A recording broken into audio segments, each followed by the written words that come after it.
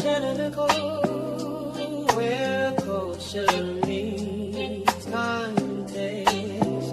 The real is long, judged by Shannon Nicole, where culture meets context. The real is long, judged by Shannon Nicole, where culture meets. What's good, everybody? Welcome to the Realist Lounge, where culture meets context. I am your host, Shannon Nicole. And of course, we have the lovely co-host right here. We got my brother Fu. Say what's up to the people. What's up, everybody? And we got Unapologetically G. Not Unapologetically much. G. There she go. There she Loving go. every day. There she go. There she go. And then I got some amazing guests that's here with me. Go ahead and drop y'all name and your social media so people can know where to follow you. I'll start with Lynn. Lynn is here every week, by the way. She is definitely a consistent supporter of the Realist Lounge, and we're happy to have her. Say hi to the people. Can you hear us? I don't think she can hear you because she was saying that. Oh, Yeah, dang. I can't hear anything. Go back in, go back out, and come back in. That usually works out. Go back out, come back in. Drop her. I don't think she can hear you. Just drop her out. Okay. Disconnect. All right. Well, we still got Rebecca. What's happening, Rebecca? Welcome. Hi. How are you? I'm well. It's good to see you Nice to meet all outside. of you. Welcome to the. Okay, I see Mike. Oh, I see Mark is here. What's up, Mark? What it do, everybody? How's everybody feeling today? Okay, you got the blue blockers off this week. I see you. Now, I meant to put them on, but I was in a rush and got here so late. If y'all want, I could throw them on real No. quick. We gotta know you ain't full of shit. Oh, well, here I am, you know what I'm saying? So I figured that we here now, so we might as well roll with it. Plus, I got my eyebrows done anyway. Don't I look good? Can y'all hear me now? Yeah, we hear you. Do you hear us? Can you hear me now? Yes. Do you hear us? Nah. Shit. Go back out. Come back in. Let me drop her, y'all. We having some technical difficulties. I got a feeling that it's gonna happen. Lynn, I'm gonna drop you out and let you come back in, okay? I still can't. She can't hear you. I'm gonna drop her No, out. it ain't gonna matter. All right, y'all. So Lynn will be right back. But either way, welcome. Now, listen, everybody, thank you so much to everybody in the chat who is watching. If you are here on YouTube, on Facebook, go ahead and drop where you are located at and tell me exactly how you feel about the education system. I know with some parents out there that are sick and tired of the BS that is going on when it comes to their teachers, their principals, the school system, and everything else. So I would love to hear from you all in the chat, and thank you again for joining us. So before we get started, we have a quick segment that we like to call Fresh Off the Press, and that is where we look at current headlines that connects us to the bigger conversation of what the hell is happening in America and what the hell is happening around the world. So we're gonna go ahead and start with Fu. Yeah, tell us about your what you come across this week. Well, thanks to Shannon. She sent it to me about 20 minutes before I got on. You know, we have a Senate race here in Georgia between Mike Collins, who actually drafted the Laken Riley Act, and then you have Jon Ossoff, who came out his face and said, I voted to keep the government shut down or I would have lost $3 million in fundraising. So it's the obvious choice of who you should vote for. Well, Shannon sent me a video. She sent me a post, and the post says, Ossoff won't address SPLC indictment after taking $700,000 plus from affiliate of group charged with fraud. So the SPLC fiasco that's going on right now, he took money from them too. So he's involved in that also. And this is going to be very, very interesting. And I say that because I want to see the reaction of the people. Are you going to keep it just a Republican Democrat, or are you going to vote for somebody who's clearly a fraud? Period. Ain't no getting around it. I mean, that's just me, but we'll see how this plays out. I can't hear you now. That's crazy. Can you hear me now? Yep. Hold on. Let me let Lynn come back on. Lynn, can you hear me? Can you hear me, Lynn? I still can't hear her. Mm-mm. I can't hear a single thing she says. Can you hear anybody else? Can you hear me? Can you hear me? I can hear you and I can hear everybody in the room. I just can't hear Shannon. Remember that happened to me. Remember how that was happening to me when we first started. So yeah, it just happens. Check your You're gonna have to keep microphone. going in and out till it works. Unfortunately, it ain't. If you can't hear the host, it's gonna be messed up. Yeah. I mean, You as know much what? as I want. Turn your phone off and on. Turn your phone off and on, and then come back. Okay. Yeah. And come back. And come back, she said. All right. That's too bad. No. Well, dang, that's interesting. So, I mean, like, what exactly is going on with those indictments? Like, are they going to with something like that? You know how it is. You have to build a case. You have to wait. But I personally believe, think about the timing. They're not going to do anything right now because it's midterms. They're going to start rolling stuff out. Give it maybe 3 months. 3 months before the actual elections. Because right now it's still primary season. That doesn't really hurt him. If you think about it, doesn't really hurt him with primary season because they want him in there. Then once he gets it and these primaries are over, then it's called bum rush with the negative ads. But Jon Ossoff deserves everything he gets because he's a piece of shit, basically. I'm not afraid to say it. Now he was a Republican or Democrat? No. Jon Ossoff is the Democrat. Mike Collins, the one who drafted the Lake and Riley Act, he's a Republican. Okay. My biggest issue is you voted to keep the government shut down. You have the busiest airport in the country.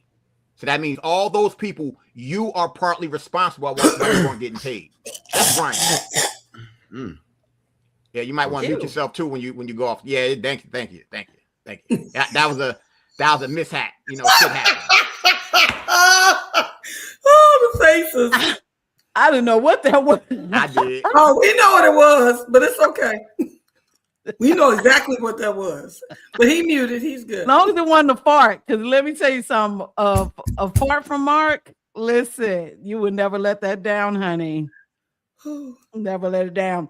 Well, that was an interesting thing. So let me go to Unapologetically G. What you got? What you got, sir? So we all know that Spirit Airlines shut down on May 2nd. And so Spirit 2.0, the People's Airlines, was created by Hunter Peterson. He's a voice actor and a TikToker. And he posted that there are more than 250 million individuals over the age of 18 in the United States. If we took only 20% of them and paid basically the average fare of a Spirit Airlines flight, between $30 and $40, we could buy Spirit Airlines. The TikTok hit 2.8 million views. He launched letsbuyspirit.com, and over 36,000 people pledged $23 million. I was one of them. I went right over there and put my money in. So it's one vote per person, no matter how much money you put in. And the dividends will be paid proportionally if we can pull it off. So I figured, you got to take risk, and what other way to be a part of a community and take some of our stuff back, right? And then maybe proportionately have a dividend behind it that you can pass on to your children if it stays afloat. Wow. All right. I've only been on a plane like 3 times in my life, y'all. 3. And Spirit ain't never been on that list. I always felt like if I got on Spirit, I was going to end up a Spirit. Now, listen, in all of their 33 years, they have never had a crash. Only airlines to ever be able to say that. Really? Yep. I don't know why. I was thinking, you know what? Social media. Now listen, the affordable flights make it so it may be a little ghetto. Yeah, it definitely made it. Was definitely on Spirit. It was giving Megabus in the sky. Possibly, but I bet you they never crashed and took nobody up out of here. So I thought, what's the risk? $45 pledge. It's not like the money is gone. So once the time comes, if all the legalities work out, then the money will be taken. You'll pledge. You'll give the money then. A pledge is nothing but, okay, I agree. Let's see where it goes. So no harm, no foul. No harm, no foul. Just, hey, if it's bought and they refurbish it and take care of it, I might look at Spirit because I miss Delta. I'm not gonna hold you. I miss Delta being here in Indiana. Delta was a good airline. Shout out They're to not in Delta. Indiana anymore? No. It's either Southwest or yeah. Damn. I haven't rode no Delta planes since I've been here. Didn't know I that. miss Delta. It was a good time. Good times at Delta. Well, that was it for Fresh Off the Press. And then we're going to go ahead and check and see what's going on in the chats. I only see a couple people here. Let's see. It don't matter if it's a couple people. I'm just happy that y'all made it. Well, we don't got nobody yet. Where the hell y'all at? Y'all know where we at every Monday. We here at 5:00 and y'all ain't here. Y'all must be dealing with y'all badass kids too. That's what it is. It's okay. This all right. one of the ones they want to shadow ban this particular episode anyway. Oh yeah, they're gonna shadow ban it all day long. Yeah, they want this one. I bet you if I was talking about Craig Long, they would let this shit fly. I bet if I was on here talking about how he was buying coochie and got caught up because he got popped out there in Florida, it would go. The records that it'll go skyrocket. This would be a record show. But see, we don't follow the trends. We don't follow what's popular. We don't follow what's topics. We follow what needs to be said and what needs to be put out there. And the education system is definitely falling apart right now. We could see it right in our face. Hell, a couple of months ago, they was literally protesting about some shit that ain't had nothing to do with their own community. We got all kinds of things going on with these teachers who are putting these children in compromising situations. You got teachers sleeping with students, and it's just a lot. It's a long way from back in the day when we had the unattractive teachers that had an apple and an ABC on their dress. It's just now we had a few. We We definitely had a few. We had a few. What, Rebecca? You know I'm telling the truth. Even if they did, they still was teaching some agenda that they didn't even know that they were teaching. They probably didn't know. Like I didn't know, y'all. Like going back in time, and then we're about to go ahead and get off into this vintage tea. Like it's time for us to go back to some nostalgia because I really don't think that people understand like the birth of the Department of Education, how it started, and how we got to this point. It didn't always start out this way. The same way that we're having these conversations, there was people back in the 1800s, 1900s that was not okay with the changes that was being made when it comes to the education of these pupils. I ain't even heard the word pupil in a long damn time. Oh, right. Really? When the last time you heard that? You just said it. Pupil? Sitting here saying that, I went to a Catholic school from kindergarten to 8th grade. Now, this is the thing about that. We did the Pledge of Allegiance. I was at a Catholic school. We never said a prayer. That should say something right there. They didn't push prayer, but the Pledge of Allegiance, we did that every single day. So it's funny how you can correspond that to this kind of conversation, how they're so quick to take stuff out. They're quick to take stuff out. Right. For something like that. That's just America. That's just about America. You would think we'd be doing prayer every day. Nope. Yeah, that's interesting because Catholic schools don't always correspond with public schools, in terms of. I was in Newark, New Jersey. I was good. Interesting. I think it was a little different. Okay. I don't know. I went to public school my whole life and I got pretty decent education. I loved my teachers. My teachers cared about me. They cared about the people there. Like, yeah, we had a few bad apples, but they were usually in one damn class. Okay. And they were in there all day long. And if they were bad, they were put in the back of the class. But we had physical education. We had music. We had wood shop. We had all of those things that made school fun, despite the fact that we had to be in that bitch for 8 hours. I don't know if they're getting the same thing. And nowadays, I don't know. G, do y'all got kids? Mark, you got kids? No, I don't have any children. Go ahead. Go ahead. I'm sorry.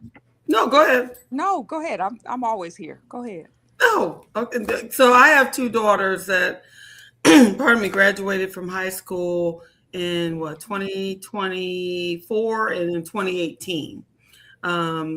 And I would say as a parent, things have changed in terms of what they are focusing on. And so when you hear about, and I'll use myself as an example, I graduated in 1982 from high school. And so growing up and learning about American history and all that, we were not pushed into the mindset of the socialism that you see now with students. Mm-hmm. But my daughters both have those ideas, and they got them from school because that's not even a conversation I've ever had with them. And so what I see is the Department of Education doing more of like what I would call indoctrination. And I say that because if you look at Paul Dunbar High School in Washington, D.C., and I wanted to bring this up while I was out here, and I'll just say this real quick. That was founded like in the 1870s. And matter of fact, Dr. Charles Drew, he's, I think he worked on something with blood and blood transfusions, but he's a Black man, part of Black history. He graduated from there. They had an extraordinary curriculum that was so good, it was surpassing white students. And so my thing is, why wouldn't you replicate that? And the fact you haven't says something to me about what the direction is that you want our citizenry to go, because you don't want them educated. You can't. Yeah, that's crazy. Charles Drew was actually he's the one who created blood banks, like the mobile blood. Yeah. Like even when it comes to like plasma centers and stuff like that, like that's wow. Yeah, that's crazy. That's crazy. Lynn, can you hear us? Yes, I can. Oh, good. Okay, good. Now I know that before I go into this, I wanted to give you a chance to introduce yourself and talk, because I know you had some issues before I get into this, this tea. So tell me, you are a substitute at school, or are you a teacher? I have been substituting. I'm not officially an English or history or math teacher per se. I work wherever they want me. If they want me in a room with autistic children, I will be in a room with autistic children. If they want me in a room with emotionally disturbed children, I will be there. I go wherever I'm needed. However, the things I have seen, I've been doing this since my children were in elementary school. My children are now 29 and 30. My granddaughter is 10. And the things I did not see then and the things I am seeing now, I want to rip the throats out of some people. And it is really it is the parents and the government. As much as even I wanted to blame teachers, we're given what we are permitted to teach. Yeah. So you're given the curriculum, and basically you have to follow that. Yep. Okay. All right. Mark? Isn't this by design, though? I mean, think about the reason why the school system was even created in the first place. When Rockefeller created it, he said that he wanted a nation of workers and not thinkers. Yep. So if you go all the way back to the 1900s, when he first thought that, the natural progression would be what you see now, where they essentially aren't even teaching in school. They just kind of like hanging out and pushing woke views and opinions on kids. I mean, I don't have any children, so excuse me if I'm overstepping my bounds, but just based on my interactions with who I see on a day-to-day basis, from people who are my age all the way down to people who are, I guess, high school age, and you can have a conversation with them, and without being condescending in any way, most folks are morons. You can ask them a question, a simple geography question, they can't answer it. You can ask them a simple mathematics question, they can't answer it.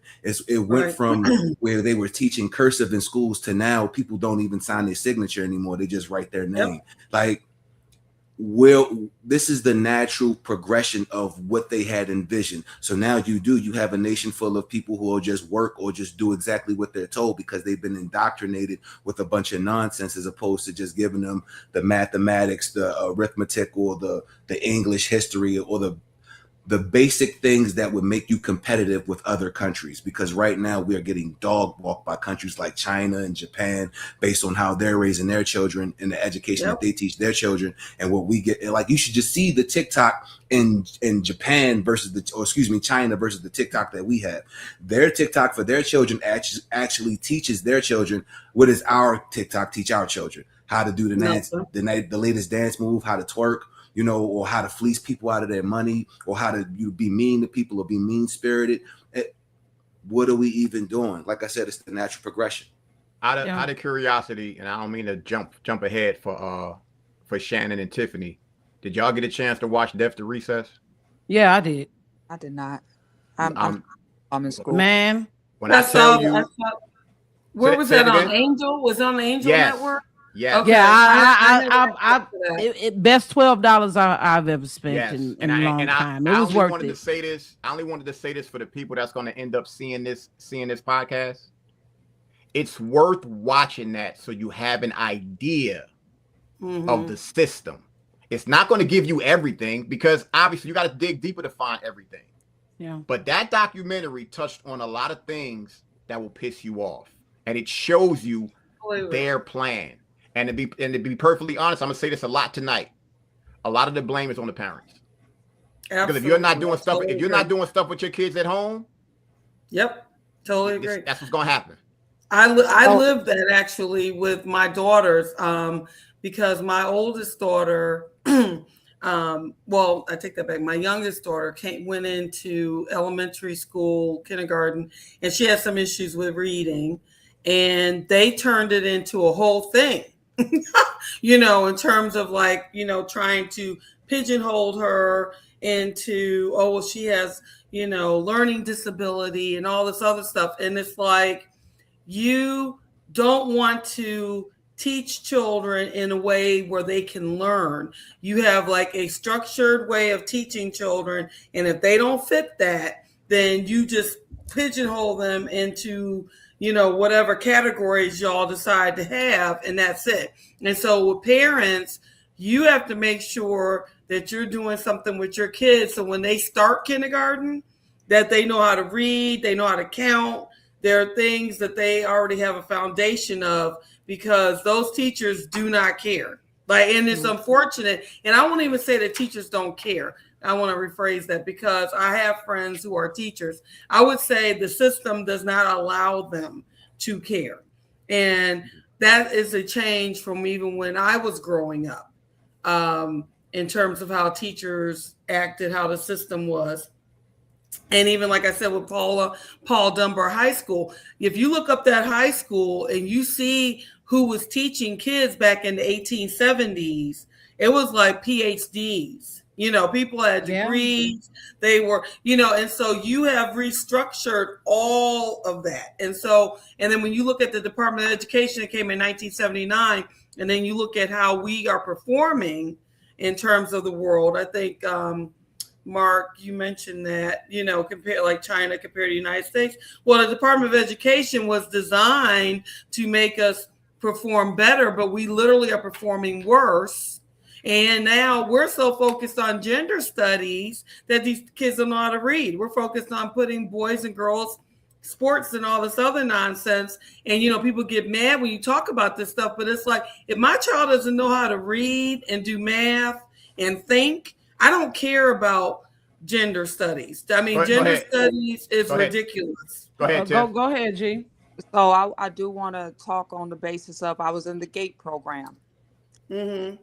Our children that are gifted, they definitely single you out to make sure, or to try and deduce you, right? In the most horrible freaking ways, that I realized that I was in a system that they were feeding me fluoride to try to keep.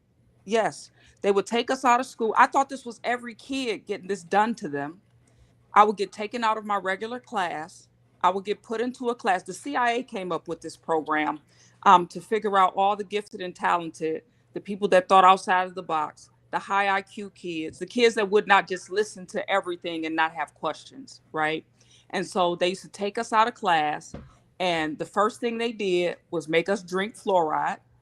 right? Then they would sit us down and make us do ear tests, which we thought was ear tests, but it was frequency testing.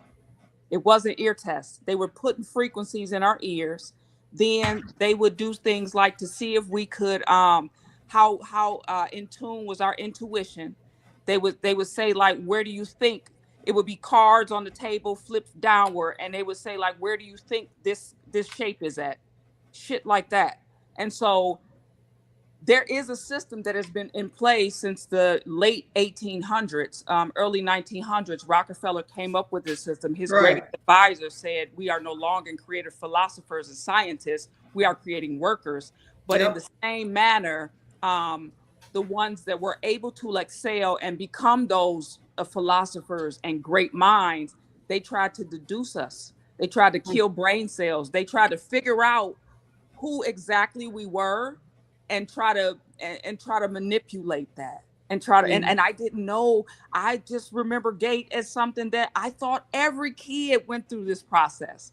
But I remember vividly what the liquid fluoride was the first part of everything. And it's just so sickening that that's what they do. That's what they did to us. And although it feels like it just started, this has been the plan from the beginning. We all have been indoctrinated. We all have been, no matter how long the system has been. I mean, no matter how good of an education you got. I had great teachers too. I felt like I got a great education. I learned, right? And I was a good kid, and all of they taught you how to be a good citizen, but that's still the indoctrination. Yeah. You said, she said something back in Blessed Sacrament. I had a list. I still do a little bit. They took me outside, out of class. I ain't do that fluoride shit. I don't remember that. But I do remember that frequency. I do remember that them putting that headset. So I wasn't in the GATE program. I was just in the LIST program. You want to call it whatever it was. But she said that, and I was like, wait a minute. Because they had the bus outside in the playground. And I would go on that bus. I definitely had the same headset that Shannon got on right now. I had one of those on. They would do that and do whatever else. I'm like, oh, you really just took me back. You just took me back to that. Wow. I remember vividly. They put me in linguistics, and I think they just did that to try to calculate the mind and see how smart or to see how talented, because we got other gifts that they have taken away from us that we were able to do, psychic gifts, all type of stuff, telepathy, all type of things. And I think they put us in those programs to monitor us, and that's it. Damn, I was just excited about pizza. Goddamn. You excited about pizza? That's hilarious. No, but I would say like one of my most vivid.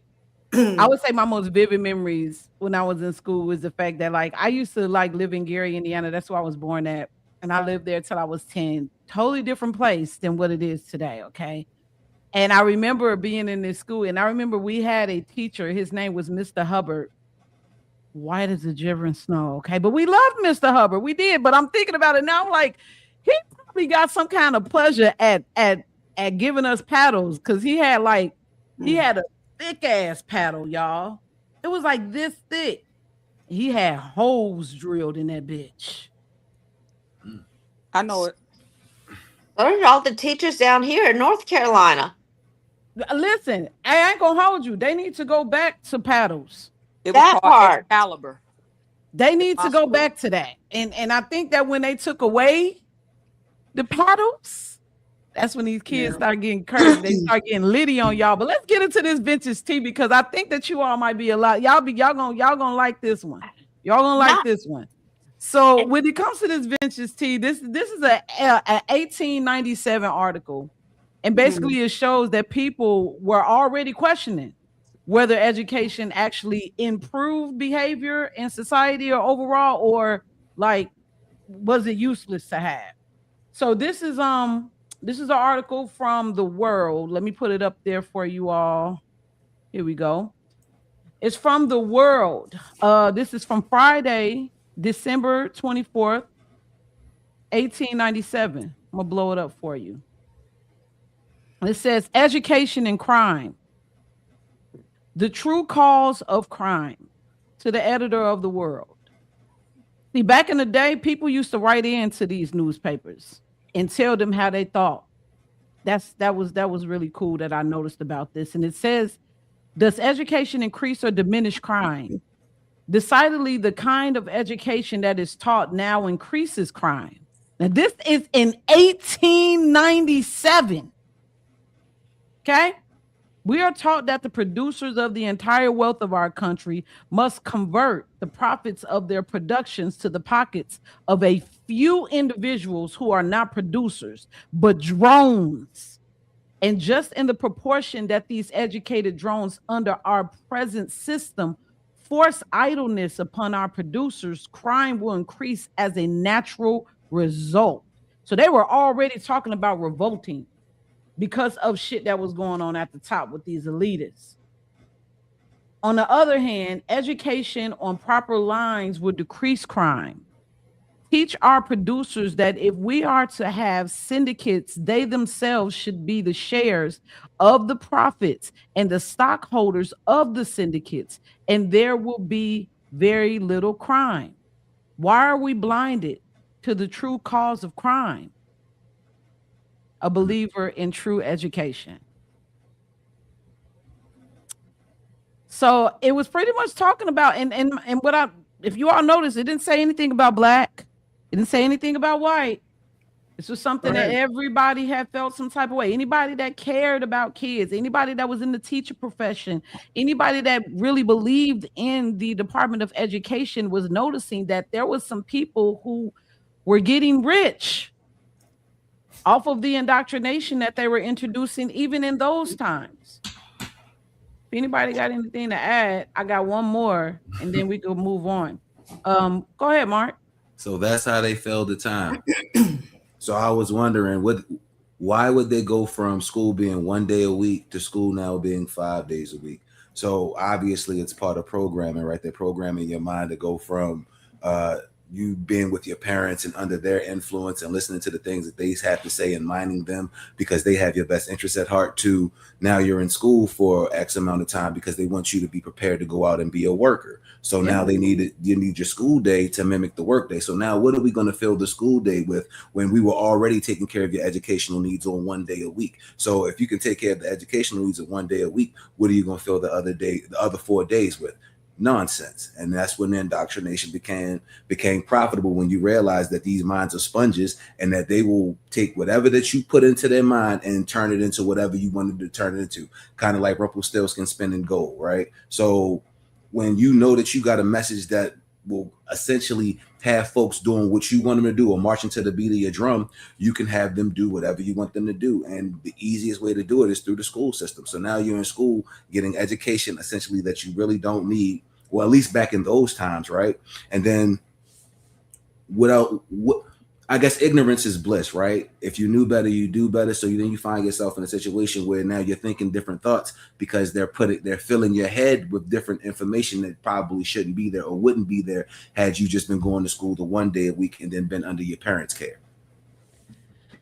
Yeah. And Hold on. Go ahead. Hold on. Go ahead, G. And then after G, go Lynn. So the founding of the General Education Board by Rockefeller, anytime you hear the Rothschilds or the Rockefellers, we already know where that's leading to. Pour billions of dollars into shaping the. They listening. And you know what's so crazy is that, like, I don't think that they realize that their time is coming. It's coming. The cat's out the bag. My little ass might not be able to do nothing, but the time is coming. It's coming. We should know this because in May it is literally cold. I live in Indiana. I know that the weather's crazy. I just turned my heat off today in May. They know what's about to happen. They shadow banning the hell out of this because they want people to be deaf, dumb, and blind. They want us to be sick, fat, and nearly dead, and deaf, dumb, and blind. That's it. And drugged out. That's it. They took the look. She had to leave. And in debt. They want us in debt also. Oh my God. Yes, they want us do. in debt. Yes, absolutely. They want us in It's debt. funny. It's very funny that she said that they want us in debt, but they don't teach kids anything about finances in school. Exactly. It never Let me happened. tell you something, bro. Well, here's the thing: is finance isn't even a class that's offered and everything, And it should be. and I think none of the arts classes like wood shop, everything has been taken out, and we're not even teachers aren't even permitted to teach. Now we have iPads that are thrown in their face. We have a website called Canvas, and there's a math website. I forgot the name off my top of my head, but if they want to do their math, they got to go to their math website. They got to go to Canvas, and everything is instructed there. Wow. They're not even being taught. That's And crazy. like he said earlier, there's no more signature. Cursive is taken out. Teachers are not allowed to discipline. They are coming in with all kinds of slurs Okay, hold from on, kindergarten through grade 12. hold And on, again, Lynn. it's Hold the on, Lynn. teacher's Hold fault on. when they're brought in like this. Can you hold on 1 second? What's that? A book I The got off. cursive handwriting workbook. Yep. I got Do my it own. got the big? It got the big Pages. spaces. Mm-hmm. Oh wow, that's like what we had when I was little. Exactly, and that's I why just that's turned why into a I got little it. kid again. That's why I Right? No, got it. literally, that's what we had. That is how I learned to write. And I, like I said, I We all graduated did. from high school in I '82. learned. So we're We all talking did. 1970, whatever. That's exactly. We would have those pages sent home, and I had to sit down with my parents and practice. And my parents had beautiful handwriting, both of them. With them fat ass pencils. Yeah. Well, I was going to say, to go back real quick, in the school district that my daughter's graduated from, they do. So I think it depends on the school district, because in the school district we're in, they have financial literacy classes. They have personal financial management, independent living, economics, and financial literacy or financial algebra. So where is you this a public school or a charter? Public Worthington. Where's this at? Worthington School District in Worthington, Ohio, which is right outside of Columbus. Wow. Oh wow, that's Yeah. great. So when you said I think it depends on the school districts also, and the school board, and what they are proposing, what they're pushing or not pushing or whatever. But I know that was an issue in our school district regarding the parents. And so that happened. Like, my daughters are 6 years apart. So my oldest daughter did not get that education, but my youngest she took, if I remember right, took financial algebra. Yeah. Yeah. So it depends on the school district. Did anybody have anything to say? I'm gonna do this last article. Anyone else got anything else? I said Rothschilds and Rockefellers, they shut the phone right down. Yeah, Man, they listen, did. let me tell you something. I got something for They their did. old. I got something for their old Crypt Keeper asses. I got a video on them. I That was went so into a funny. huh? It was funny because when Sushi said Rothschilds and Rockefeller, she went. It went off. It was Yes. crazy. Yes. It's crazy they listening, but who cares? Anyway. They know their time coming. They know their time is coming. You evil mama. Just evil. Evil and ugly at the same time. How you gonna be evil and ugly? Lord have mercy, Jesus. Take the wheel. All right, so we got Garrett Clipper, and this is about fads in school. This is from May 18, 1905. So the indoctrination was already kind of at the beginning around this time. Now, we're not going to talk about it on this episode, but we definitely going to have to revisit the old world versus the new world, because see, there was a very big difference between the two. Actually, a lot of people may not even be aware that in the year of like the 1840s to like before slavery was abolished, there was integrated classes in America. Yep. There was no black. It was probably more white kids in the classroom, but they were in classrooms with black children. So that's what I mean when I say we have to have a distinction between the old world and the new world. There was some things that took place, and it was a great reset that took place, and we're actually in the process of having another one right now. But I don't think that it's going the way that the people who are pressing the button want it to go. Can I add just a little something to what Go you ahead. just said? So the other thing is, because I've done a little bit of research with this too, when Brown versus Board of Education was, whatever the word is, when it was approved or whatever, there were several thousand Black teachers who lost their jobs behind that. I don't think people realize that. Yeah. Oh, wow. Yeah. You know what's crazy is that, like during this time, also, like people don't understand how gangster it got, all in the name of the Department of Education. I read a clip that said there was a colored man who shot the superintendent of his school in Chicago because they didn't want to renew his license to teach. Okay. And then they hung him on a light pole. It went from it being about the curriculum, about them wanting to create thinkers, leaders, innovators, scientists. They had schools for cooking, ironing, sewing. Then they had schools for, landscaping, agriculture. Like they were trying to create people who would be young people who would be able to, feed America. Like they wanted that. That was Tuskegee Institute. That was the whole purpose. In part, I would say, not the whole purpose, but in part of the reason why Booker T. Washington founded Tuskegee Institute. Yeah. Let's read this and then we're going to dive right in. Now it says the New York Board of Education. By the way, that's where the Board of Education was from. It was from New York. For some reason, everything started in New York, unfortunately, when it comes to our systems and the government. But yeah, the New York Board of Education has voted to shorten the course of study in the elementary schools, cutting out the fads and fancies and confining the instruction strictly to essentials. So the teaching of sewing, physical training, organized games, physiology, hygiene, and drawing would accordingly be dropped in the first year of the elementary course, and attention will be concentrated upon the 3 R's, which is reading, writing, and arithmetic. So this is where it started. Yep. This is where they wanted to start making you do what they want to do and just be the builders of America. Mm-hmm. It says faddists have too much recognition in the public schools of this country generally. Yeah. I have an issue with this article and basically what was said. Because if this is supposed to be the Board of Education and those supposed to be the 3 R's, arithmetic don't start with an R and neither does writing. So they don't fucked up right there. That's why it's reading, writing, and arithmetic. Yeah, that's why I was like, wait a minute, they fucked us up from the beginning because that's just wrong.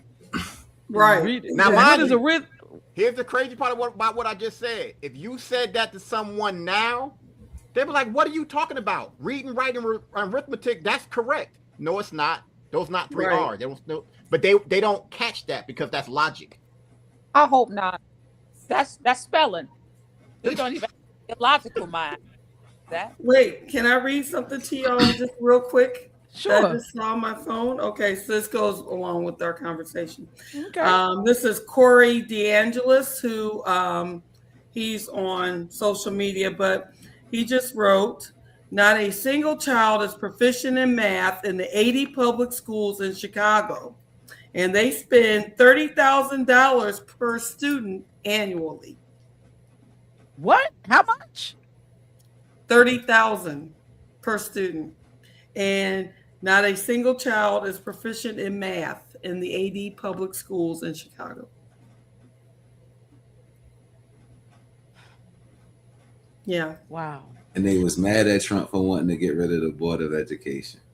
Yeah, they don't understand. They're not proficient. It's a joke. Right. They're not proficient just here don't- in North Carolina. And if I'm Yeah. correct, I just read they spent 50,000 here. See?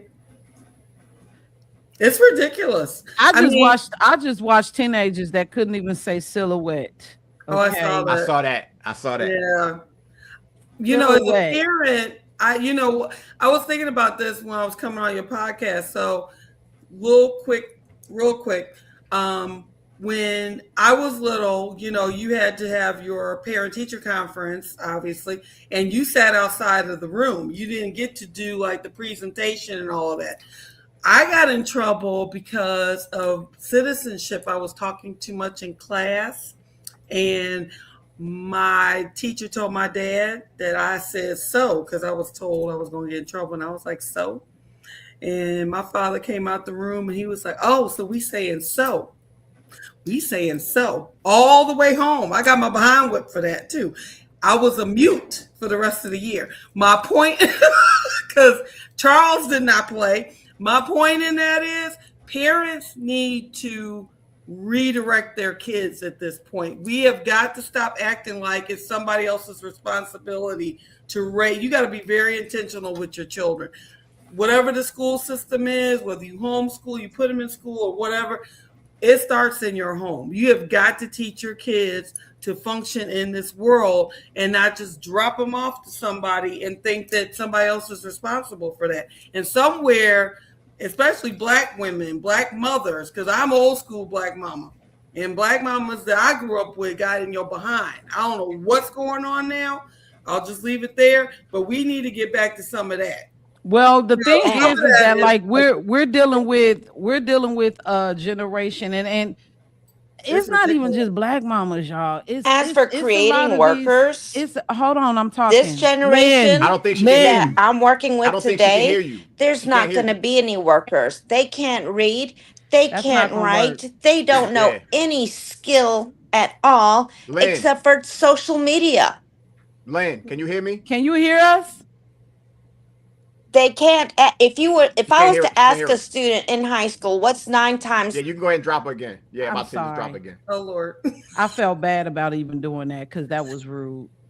Well, you apologize. But, I mean, I'm that's sorry, the point. Lynn. Yeah, sorry about that, Lynn. I'm sorry, Lynn. Lynn, can you hear us? If I was to ask a student, can you hear me? Can you hear us though? Can you hear me? I have the volume up. Hold Can't hear you. on. If you can't hear us, Lynn, we might have to bring you on. How the hell later do or I do something. this? I'm sorry. I felt bad. I don't like being rude to people. You know what I'm saying? Like, Right. but you can't hear us, so we can't. I'm sorry, Lynn. I'm sorry. Can you hear me now? We hear you fine, but you can't hear us. I don't know.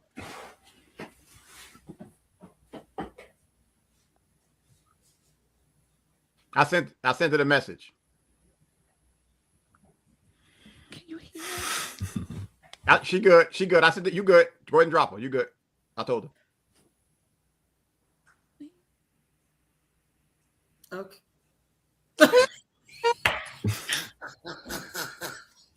I was not. No, you did not do the color purple. Sister. I don't take You shit did the seriously. color I'm purple. sorry, Lynn. I feel bad. The more we're having this conversation, it just takes us back because there always has to be a level of respect. And the sad part about it is I think that a lot of parents that are just taking their kids to school and that's it, they don't have respect either. So if you don't have respect, how are you going to teach that to your children? That's true. It's not, it's literally impossible. These are the children. Y'all got to understand. People don't want to really deal with the fact that like the crack epidemic really did a number on us. Okay. It really, really did. Yeah. Because not only did you have, and this didn't just start in the 80s. Like you got to think about it. Like we got to go all the way to the heroin times. Like in the 60s when you know, y'all seen Minister Society when he was a kid and he saw what his parents was doing, you know what I mean? He watched his father shoot that man. Tad, what the fuck, man? Y'all remember that part? Mhm. Like yeah, these are Miss things Tanya. that these adults who are now parents had to experience, and they have children. So you got people who possibly had parents that were either dealing drugs or were on drugs that probably put them through a whole lot of abuse, that probably was not a part of their lives. They're not a part of a good, healthy upbringing. The daddy probably wasn't in the house because he was probably on smack, or he was in the jail, or he was in jail. And then they have kids. And their kids could possibly either be victims of being crack addicted when they were born. These are the kids that used to be in the one classroom all damn day, and you only seen them when they went to the bathroom. These the kids that was in the back of the classroom because they was bad as hell. They had kids now, y'all. And the problem is that like there was no healing, there was no rejuvenation of the community. There was nobody that said, listen, I as a parent know that I failed and I was on drugs. So let me put my children and my family in therapy. We don't have Ayanna Van Zant no more. Ayanna quit. Yeah, that's true. She did. We don't have nobody that's really saying like, listen, you got to take responsibility for the fact that you was a poor fucking parent. And it shows in how your daughter or your son are parents. It's like generational trauma that's been passed down from generation to generation. And it all really starts with the crack epidemic. A lot of people don't want to admit that the crack epidemic still affects the Black community today. It affects the white community today. It affects every American today. There's just a microscope on Black people being the only ones that seem to be failing when it comes to their kids. Let me tell you something. It ain't just Black people. I grew up around Hispanics. Do you know how many times I seen friends of mine come outside in the wintertime in cold? Like it's literally wet clothes, wet hair, lice, drug addicted parents. But it's not drugs. It's the affluent. If y'all don't remember a couple years ago, the young man was drunk driving. He wasn't even old enough to drive, driving a brand new F-150, ran over 9 people. Oh, right. I remember that. Knocked them and killed them all and got no consequence behind that. Right. Yeah. It definitely got a lot to do with class as well. It's how you rate what your parents allow you to get away with. And sometimes it's not even that. I'm dealing with a 10-year-old right now who I give him everything. I take everything away. I give him structure. I show him what it means to work hard and do right and be a proper citizen. But he goes to school where he was going to school with the knuckleheads and the knuckleheads outweigh the good. Yeah. And so now I just want to fit in so I don't keep getting beat up. No, that's true. I want to fit in kids and be like them so they don't keep kicking my ass, kind of a thing. So it's a lot of parameters to that. It's not just drugs. It's just a lot of shit going on. And it's a government helping these kids with what they put on the television. Well, shit, sis. You got to also remember the government is responsible for the shit being put out there. Like if you think about it, all of this starts with them. They're responsible. Even if you think about the war on drugs, right? Did they really stop the problem? No. I'm willing to bet a fat sack that like 9 times out of 10 when they be collecting they be doing these busts and they be collecting all of these keys and shit that they just distribute it right back to the streets. Y'all have literally fixed nothing. You fixed nothing. You just locked up a bunch of people and broke up a bunch of families and created more addicts and more murders. That's it. That's the only thing. But to say to your point about that though, you've watched or you follow Chad Jackson, correct? Yes. Yeah. Okay. So when you look at what he is, researched and regarding the Marxism that's impacted us, I think a lot of what goes on, because my focus at this point is Black people. I really don't care what anybody else does. I really don't, because we have to stop doing the deflection and start looking in the mirror.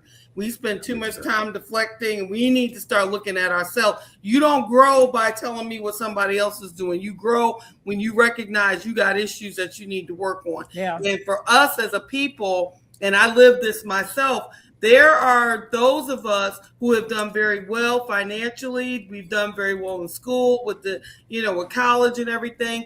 And we have an issue with ourselves in terms of those of us who do that and those of us who don't.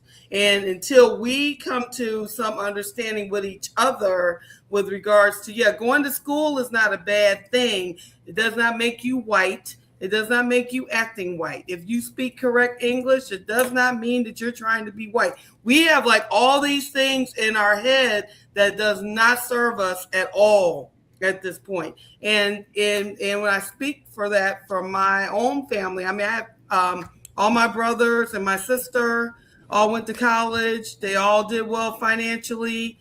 I have family members who've done very well financially, have degrees and everything. And somehow that becomes vilified. And I don't understand that part of us. And we have to get to a place where we get past all of that. And some of us are going to make it. Some of us are not. If we don't change some of the things that we do. I get the government. I'm not saying that the government does not have a role. I'm not saying that there's outside influences, but some of it is you. Yeah. And you got to look in the mirror and decide, what am I going to do with my life? Am I going to keep letting people tell me who I am? Or am I going to make some decisions about who I am and stop outsourcing myself? Because people outsource themselves so much now. You outsource an opinion, validation, all kinds of stuff. No one takes into account who they are as a human being, as a person, and what you are here to do. Believing in God. I don't want to get into all that, but you know what I'm saying? It's like you have to take account for yourself. Yeah. And I feel like in the days prior to the Marxism, prior to the civil rights movement, especially from what Chad has brought forward, we did a much better job of that than we do now. Yeah. Go ahead. Go ahead, Fu, and then I'm gonna go to the comments. We got some people in here. I want to show them some love. The crazy part about when we start talking about the education system or whatever, when I think about teachers, I also think about nurses. Gone are the days of what we dealt with growing up. Back in the day, teachers cared. Nurses cared because that's right. That's why you had a favorite teacher, because you could talk to them. Yep. Now we have a system whereas they'll go talk to the teacher and the teacher won't say anything to the parent. Yeah. No, it don't work like that. It's not the fact that you tattling or whatever, but the other factor that nobody is talking about is, what about the children that are being abused at home? Right. See, that's where because mind you, like I told y'all, I went to Catholic school. Someone in my class, and I found this out a little later after we graduated from elementary school, she was getting molested at home. I said wow. Elementary school. Now she was a little bigger. She looked like she was grown, but we was kids. Right. That ain't too far-fetched, because I heard this happen to a few people that I went to school with. I had a buddy that was literally being molested by her own brother. Like that, we knew people who were molesting their own siblings. It's what and the reason why I'm making this statement is so many things go on behind closed doors. Yeah. Mm-hmm. And a lot of people, they bury that. Yeah, that's so when true. you start talking about drugs and whatever the case may be, people get into that because of those situations, because it turns into, who can I turn to? You can't talk to your friends about, like, how you gonna talk to a kid and you a kid and you got something going on at home you don't understand? That kid can't get that, and you scared to tell them that it's so many underlying factors in this. And then when you bring up this subject matter of the failure of the education system, all of this is a big bundle of shit. And it's crazy because, once again, who has the intestinal fortitude to actually do something about it? I respect every any real teacher. I respect any real educator. I'm gonna say it like that. Right. I can respect you, and I'm gonna say this, and I'm gonna be quiet. I told Shannon this before, but I don't know if I said this on the podcast, on this particular podcast. In 6th grade is when I learned about Egypt, because we had a black teacher, Miss Oliver, come in there with a book that was this big, and she taught us about that. She wasn't supposed to do that in no damn Catholic school. Mm-hmm. She went against the grain. Not too many people are willing to do that. Number one, you got the people that's going to say, that's not my job. Right. Number two, you got the groups that say, I'm not going to lose my job. That's so they true. don't go out of the way to actually educate the children, and who ends up losing? The children. Period. Right. And the system, they don't care. They care. Do y'all realize, and I know Shannon, I know definitely Shannon and Tiffany knows about this.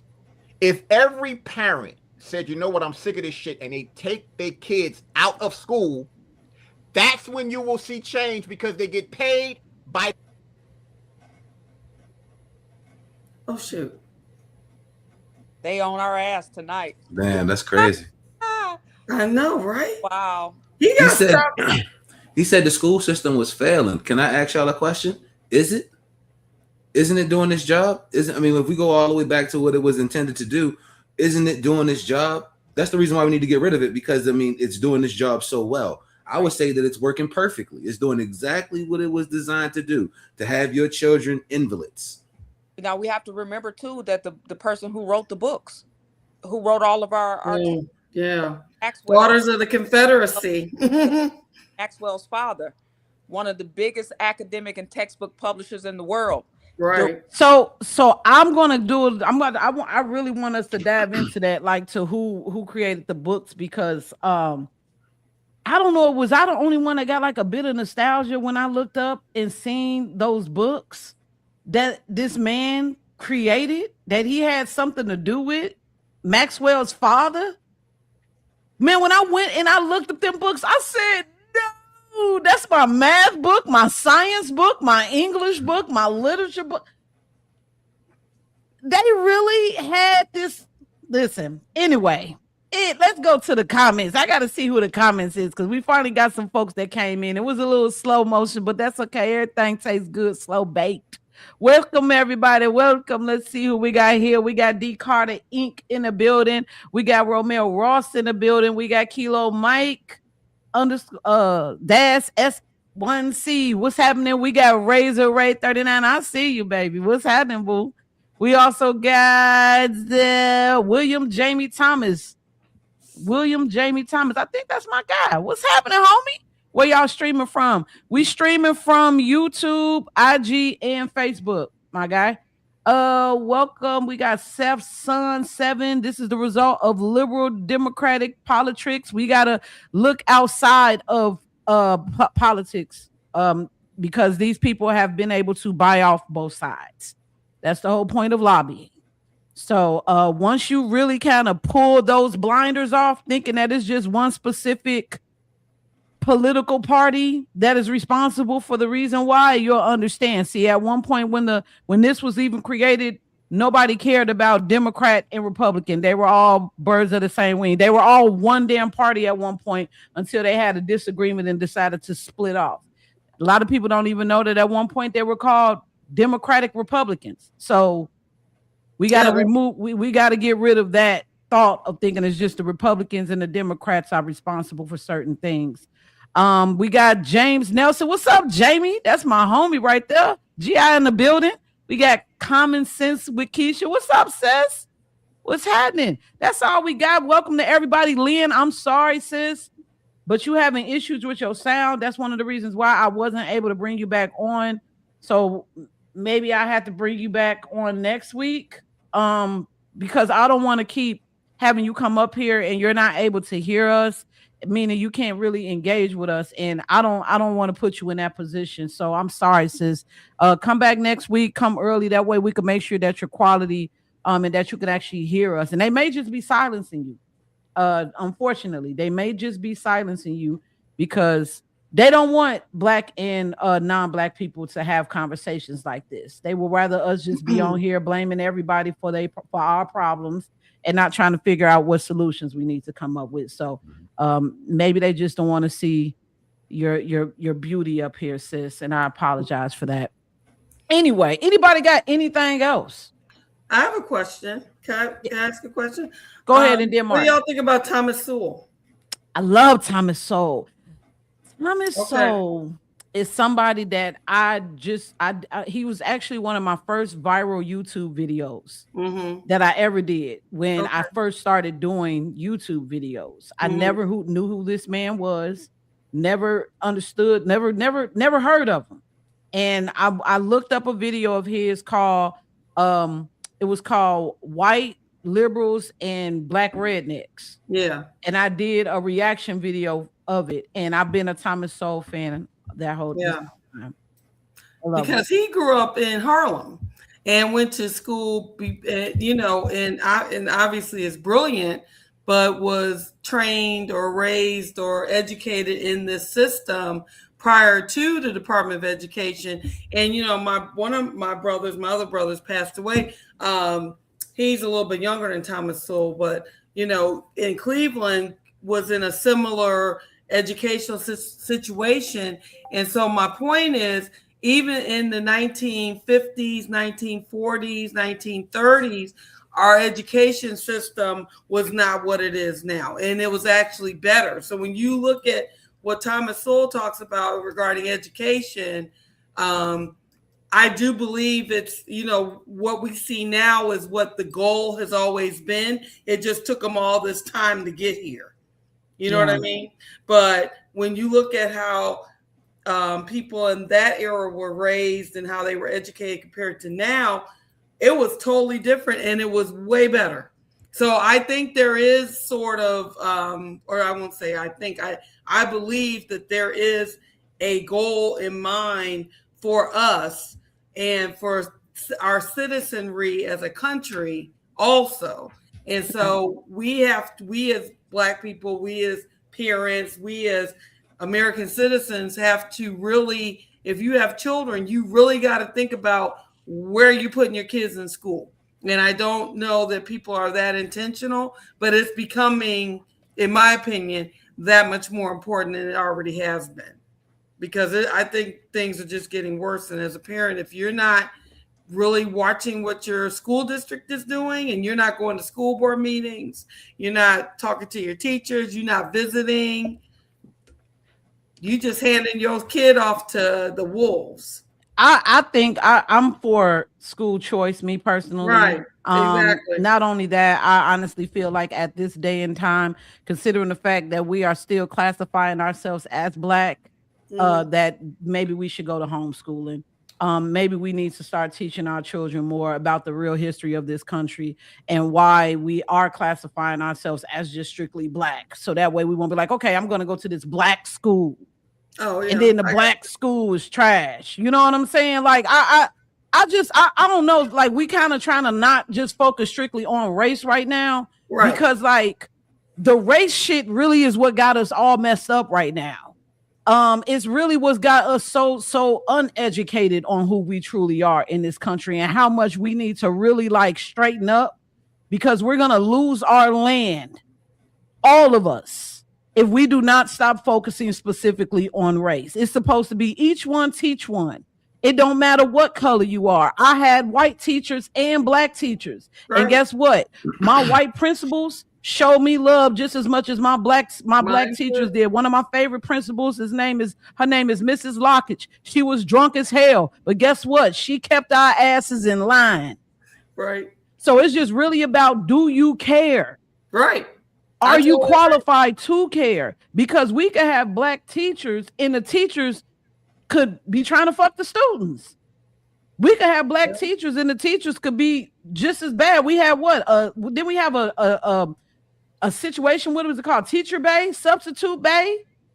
Right now, it really don't matter. We just need boots on the ground when it comes to educating our kids. That's true. That's just kind of where I'm at right now. I'm all about America. Yep, I agree. Totally, 100%. What you was about to say, Mark? I think there is a much, much more sinister thing going on here. There's a much more sinister plot. It's way deeper than just Democrat versus Republican. I hate to get religious, but if you're looking at all of the problems that don't just plague our community, but plague society as a whole, it's about good versus evil, and your judgment. Warfare. It says we wrestle not with I forgot how it goes, but you know what I'm saying. We wrestle The not with flesh and blood, principalities. and Yeah. wrestle. Yes, there it is. So But I hate. Go ahead. No, I just was clearing. We wrestle not with flesh and blood, but principalities and Right. strongholds. Yeah. So, Right. like I said, I believe in my heart that everything can be explained by people's perception of good versus evil. At one point in time, it was clear what good versus evil was. People had a very high moral compass, and it was generally the same, right? And then Yep. as the more liberal and the more progressive and the more technology that we have gotten, right, that has skewered, and then it's skewered so much that it's flipped and it's inverted now. And so now what we think is good is actually wrong. You'll see so Yep. many people that's really champion the alternative lifestyle community, people who live their life that way. But if you read your Bible, you would see that they're clearly living afoul of God. But you don't want to come out and say that because they've made society think that saying anything that's religious or anything godlike is taboo and you're Yep. out of pocket, or it's Yep. fictional, or you're crazy. But Yep. the minute you start talking about the alternative lifestyle community, the alphabet folks, respectfully, of course, then now it's, oh, you need to have compassion, you need to Right. be like Christ, and you need to be this, that, and the third. But I'm like, if you go back and read your Bible, wasn't Christ's stance on this stuff kind of clear? Wasn't God's stance on this kind of clear? Like I said, things have become inverted because of how we've gradually gotten more and more progressive. I don't think that this is really about Democrat versus Republican, or even about black or about white, because at the end of the day, when God looks at us, does he really see our skin color? I No, don't think that he absolutely does. not. He just sees who we are as people and what Exactly. we've become, and how we're allowing ourselves to be perverted by the ways of the devil. And one of the ways of the devil is realizing or acting like he doesn't exist. Meanwhile, he's infiltrating each and every one of our lives, whispering in our ear. And before, it was a point in time where you could hear that whisper. For a lot of us, it was quiet.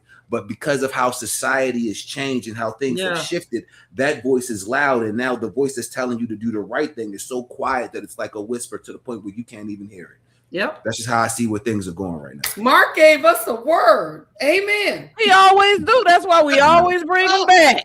You're going to end up being on the That's the whole team. word. Man, I'm going to end up kidnapping you, you little big cheeks. That I totally agree with you, Mark. Yeah, 100%. let's go to the chats. I see some good comments. Good comments. Thank you, everybody. Let's say they want able-bodied, simple reading and math skills, and move these boxes. That's it. That's it. That's pretty much it. Move these boxes. Now, this one right here says, have y'all heard about the DOE handing parts of education over to the Department of Labor? Yeah, I actually just went and looked that up. It said, yes, the U.S. Department of Education and Labor are actively transferring key educational programs to the Department of Labor as of late 2025 and early 2026. This initiative focuses on aligning post-secondary education and K-12 workforce development with the DOL managing major grants like CTE, Title I, TRIO, and Gear Up. I don't know what those are. However, it says that these programs are serving low-income family. Now, this is kind of really what it always had. It used to be, though. It was the poor people that this structure was actually created for. If you were wealthy and you had well-to-do parents, if you were part of the debutantes, if you were a Peabody, if you was a Rockefeller, Rockawell, whatever the hell you was in, you got the best of education. They only wanted the poor. It didn't matter if you were black or white or Latino or Asian. They only wanted us to be the workers, the worker hands. But even still, before, in the old world, I like to consider it the old world, they still wanted them to learn how to be inventors, how to grow their own food, how to sew their own clothes. So that way we wouldn't need other countries to supply us with things. And then once they realized that, like, wait a minute, this isn't really making us any money. And now slavery is abolished, so we don't have those working field hands anymore. Also, just in case people did not know, white people were still slaves up until 1844, which is something that I wasn't even aware of. So they didn't even have those healthy hands. So they was just like, so what we're going to do is we're going to burn all this shit down. We're going to do a reset.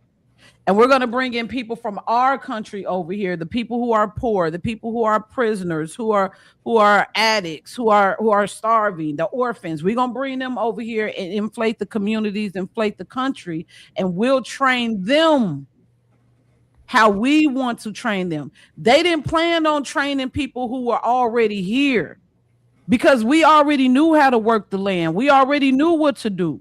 But they didn't like the fact that our people could think on their own.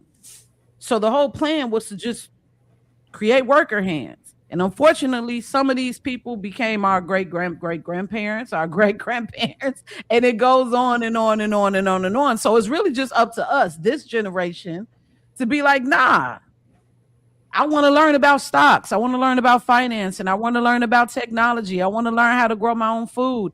I want to learn how to take plastic and create water. You know what I mean? Like, we damn near got to re-educate ourselves outside of school.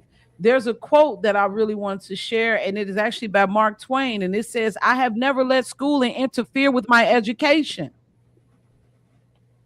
That's damn near where we got to get at right now. I'm 43, about to be 44, and I'm just learning about the fact that, like, damn, I really don't know shit about taxes. I really don't know shit about equity. I really don't know shit about stocks. Shout out to Tiff. I really don't know anything about these things. If I want to buy a house, I would probably get screwed. So that's just kind of where we at right now. Well, now the trades plus the influx of union jobs, training workers will be really good. Yes, if you could get a trade, get in the trade. That's the best thing that you could really do if you don't want to go to school for 4, 5, 6, 7, 8, 9, 10 years. It's really a waste of time even doing that. And I feel bad for anybody that took a loan out to go to school, because you're going to be mad as hell by the time you get out and you realize that it ain't going to be no jobs available in whatever that you into. If you ain't into technology, engineering, or anything of that such, if you ain't willing, if you're not able, whatever trade that you're in, if whatever school class that you're taking, if it's not going to work out as far as what we're bringing in, what they're trying to bring in, you're going to be mad as hell when you graduate. Let's see what else. People don't like to talk about the gatekeepers and the boule within the Black community. No, they really don't. And how there is this dependency on elitism rather than a push to learn. We talked about this last week, sir, homie. I can't tell if you're a guy or girl, but we talked about this last week, how, like, really there's no such thing as race in the 1%. Either you got it or you don't. They only leave these conversations about race and shit to poor people. I'm sorry. I wanted to make sure I didn't, we in a different time, right? I just want to classify you as the right person. You feel me? I don't want no problems. Anybody got anything else before I play this quick video? Because I really want y'all to learn about where the model of the Department of Education came from. I'm ready to watch. I'm ready to watch. Let's go. I'm ready to watch. Let's go. Let me know if you all can hear. If you can't hear. And now we come to the great man himself, a man history records as being instrumental in the creation of America's public education system. Horace Mann was an American educator who served as a member of the U.S. House of Representatives, part of the American Congress. Horace Mann was the key reformer of the education system at the time. In 1837, he became the head of the newly created Board of Education in Massachusetts, where he began the work that would eventually earn him the title as the Father of American Public Education. After reading through the educational models of different countries, Mann finally hears about a particularly successful style that had been developed in Prussia, which is now modern-day Germany. The Prussian system had shown to be such a success for the government's purposes that, accompanied by a few other educators, Horace Mann travels to Germany to investigate.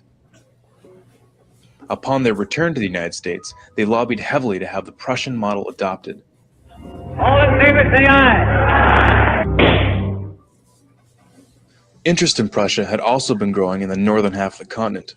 Around this time, the Canadian Superintendent of Schools, Egerton Ryerson, traveled to Prussia in search of a new model of education. His journeys also included visiting Horace Mann in Massachusetts to further examine the system he would eventually adopt. George Brown, the editor of Toronto's Globe newspaper, was even quoted saying that Ryerson had successfully imported Prussian education into Ontario. During the next 30 years or so, a whole line of American dignitaries came to Germany to earn degrees. Interestingly enough, those who earned degrees in Germany came back to the United States to staff all the major universities. By 1900, all the PhDs in the United States were trained in Prussia. Now, I just wanted to pause that real fast and let y'all know that those were not Americans. Neither one. Not a nan, neither, never. Neither one of them was Americans. So you have people who literally came over here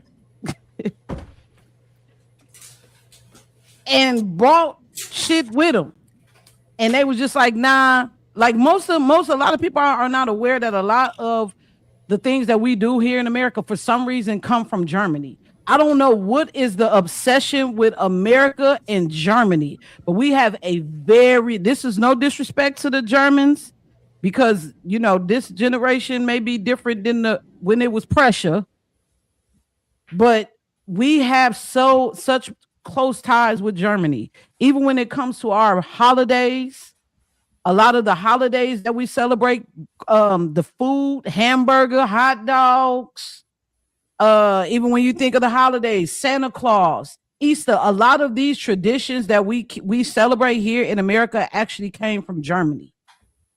So I just want to throw that out there. We have a very close relationship with Germany. And this will also let you know that we have no idea who to be pissed off at, because they change names all the time. As you can see, Prussia was Germany at one point. So they probably were called a totally different group of people at one point.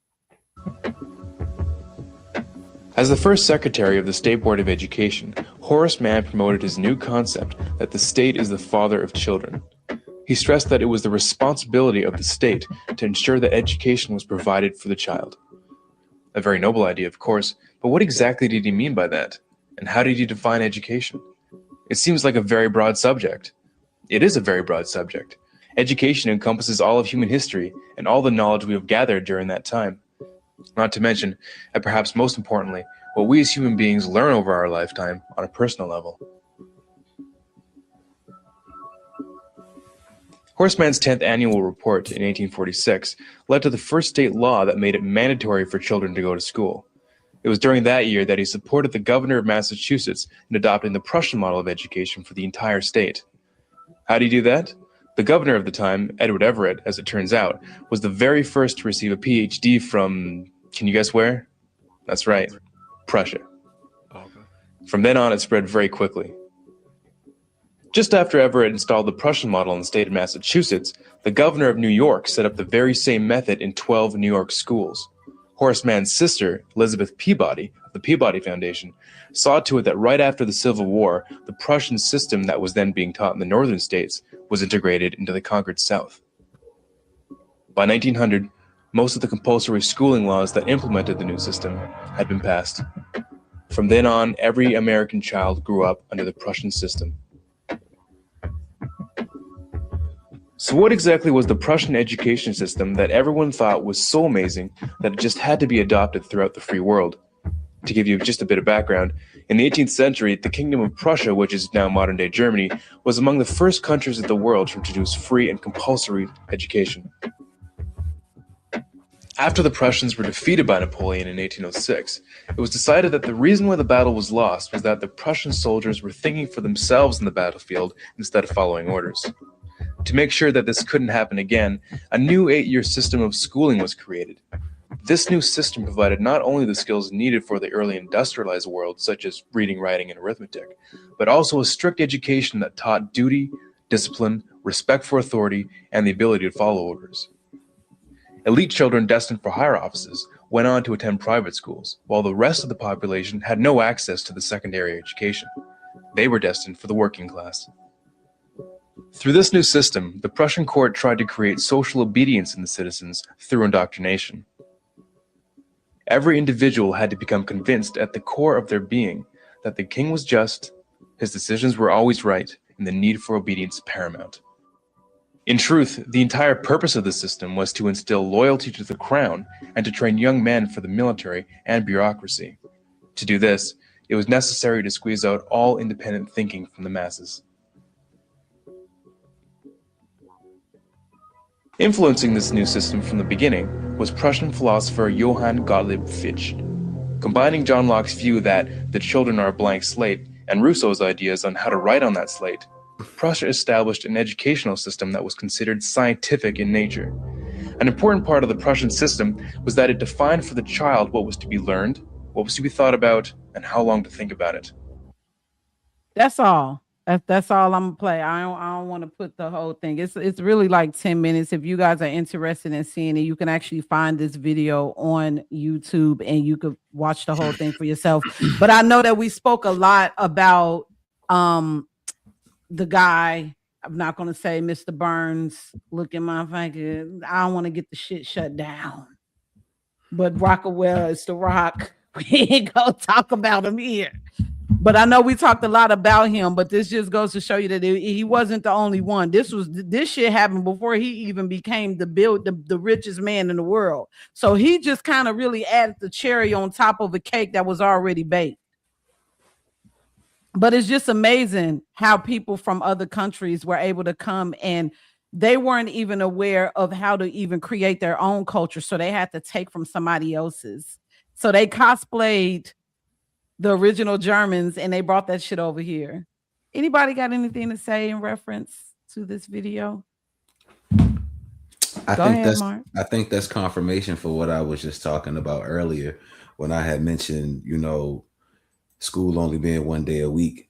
And when they referenced the war, they was talking about how they thought that they lost the war because the soldiers were thinking for themselves as opposed to following orders. And so immediately they decided that a change was necessary. So that's telling you right there, they don't want you to think for yourself. Right. The fact that you think for yourself is a problem. When that was coming up, there used to be a saying, the most dangerous man in America is a black man with an education, right? Yep. And the reason and the thought process behind that, I guess, is because they want us in a state where we're docile, where we're dumbed down, where we're stupid, where we're nothing but baby making machines, and only when they want us to make the babies, because it's a whole thing with that as well. They want the population control. That's the reason why we were talking about it last week, why it's always at 13%. People think that they want us eliminated, but they need us. They don't want us eliminated. They want us controlled.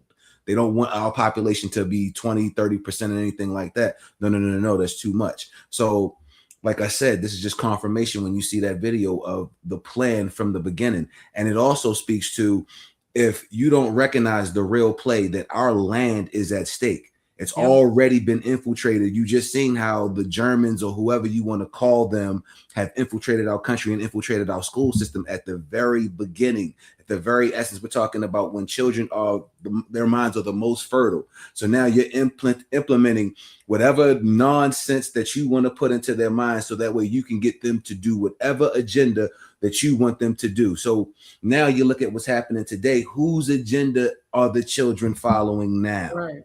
Exactly. Yep. Anybody else? I have a question. Actually, I got a question for Tiffany. You said you got a 10-year-old, right? Is it just a 10-year-old? I have 4 children. Okay. With those 4 children that you have, I'm pretty sure you had them going to school using this, where they were asking questions. See, that's why I always fall back to the parents, and it's also kind of the children, because we are sponges. I gotta tell y'all, the way y'all see me, I've been like this my whole life. It kind of came natural to me. It wasn't really, it's just I've been like this. But we have to understand, every child isn't like, they so impressionable. Right. They can get got, and they can get got quick. And if you have parents that are not active enough to see that shit, when I say simple about this and this, if they don't see that, that's why we deal with what we deal with. And I'm not just gonna put this on the black community, because there's fucked up children all over this country. I'm talking about period. Because we don't know. I don't know if y'all have ever noticed this. The one thing I always hear about in a certain other household is alcoholism. I've heard that a lot.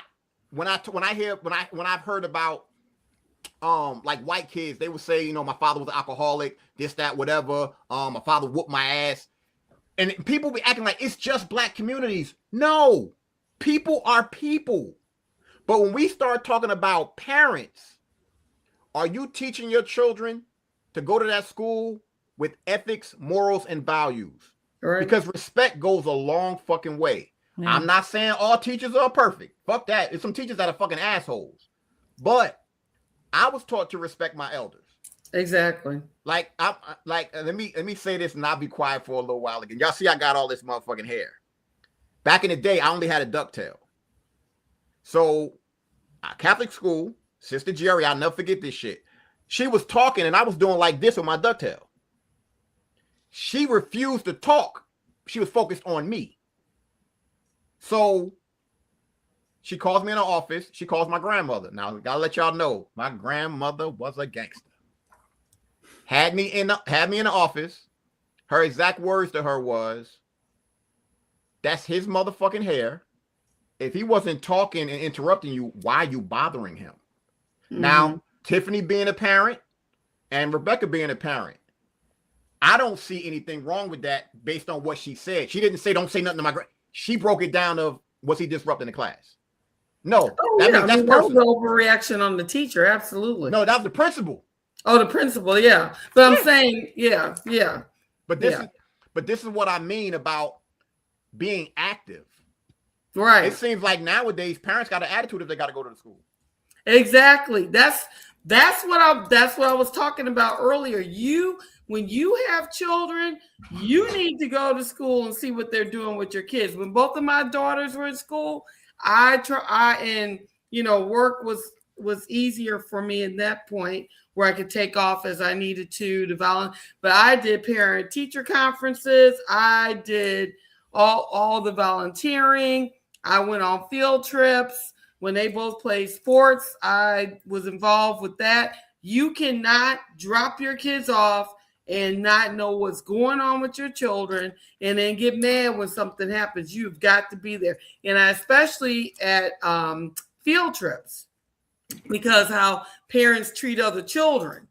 So I had to keep an eye on mine, but I was watching parents deal with other kids. And the school district that I was in was predominantly white, I will say that.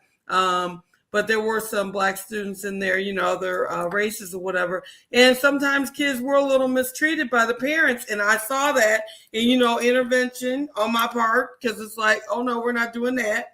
And so you can't just have children and just shove them somewhere. You have got to pay attention to what is going on with your kids. You have got to be intentional. And to your point, Shannon, people got to heal at some level, like how far you heal and what all that is. But when children are not it's not like having a puppy. That's why I don't got none. I'm gonna be honest with you, Miss Rebecca. I don't have any kids, and I chose not to. I had one situation, and then after that, because I knew that I wasn't ready. I knew that I wasn't mentally prepared to have any kids. I was too busy trying to be a rapper. Like, I was too busy trying to live my life. Like, you feel me? Like, I was in the streets. Okay. I was trying to be on the Source magazine, and I actually was. Hey, I was in the Source magazine, and I was just trying to do my career. And plus the men that I was dealing with were trash. I didn't want to have no kids with no men that I knew I didn't see myself being with, for a long time.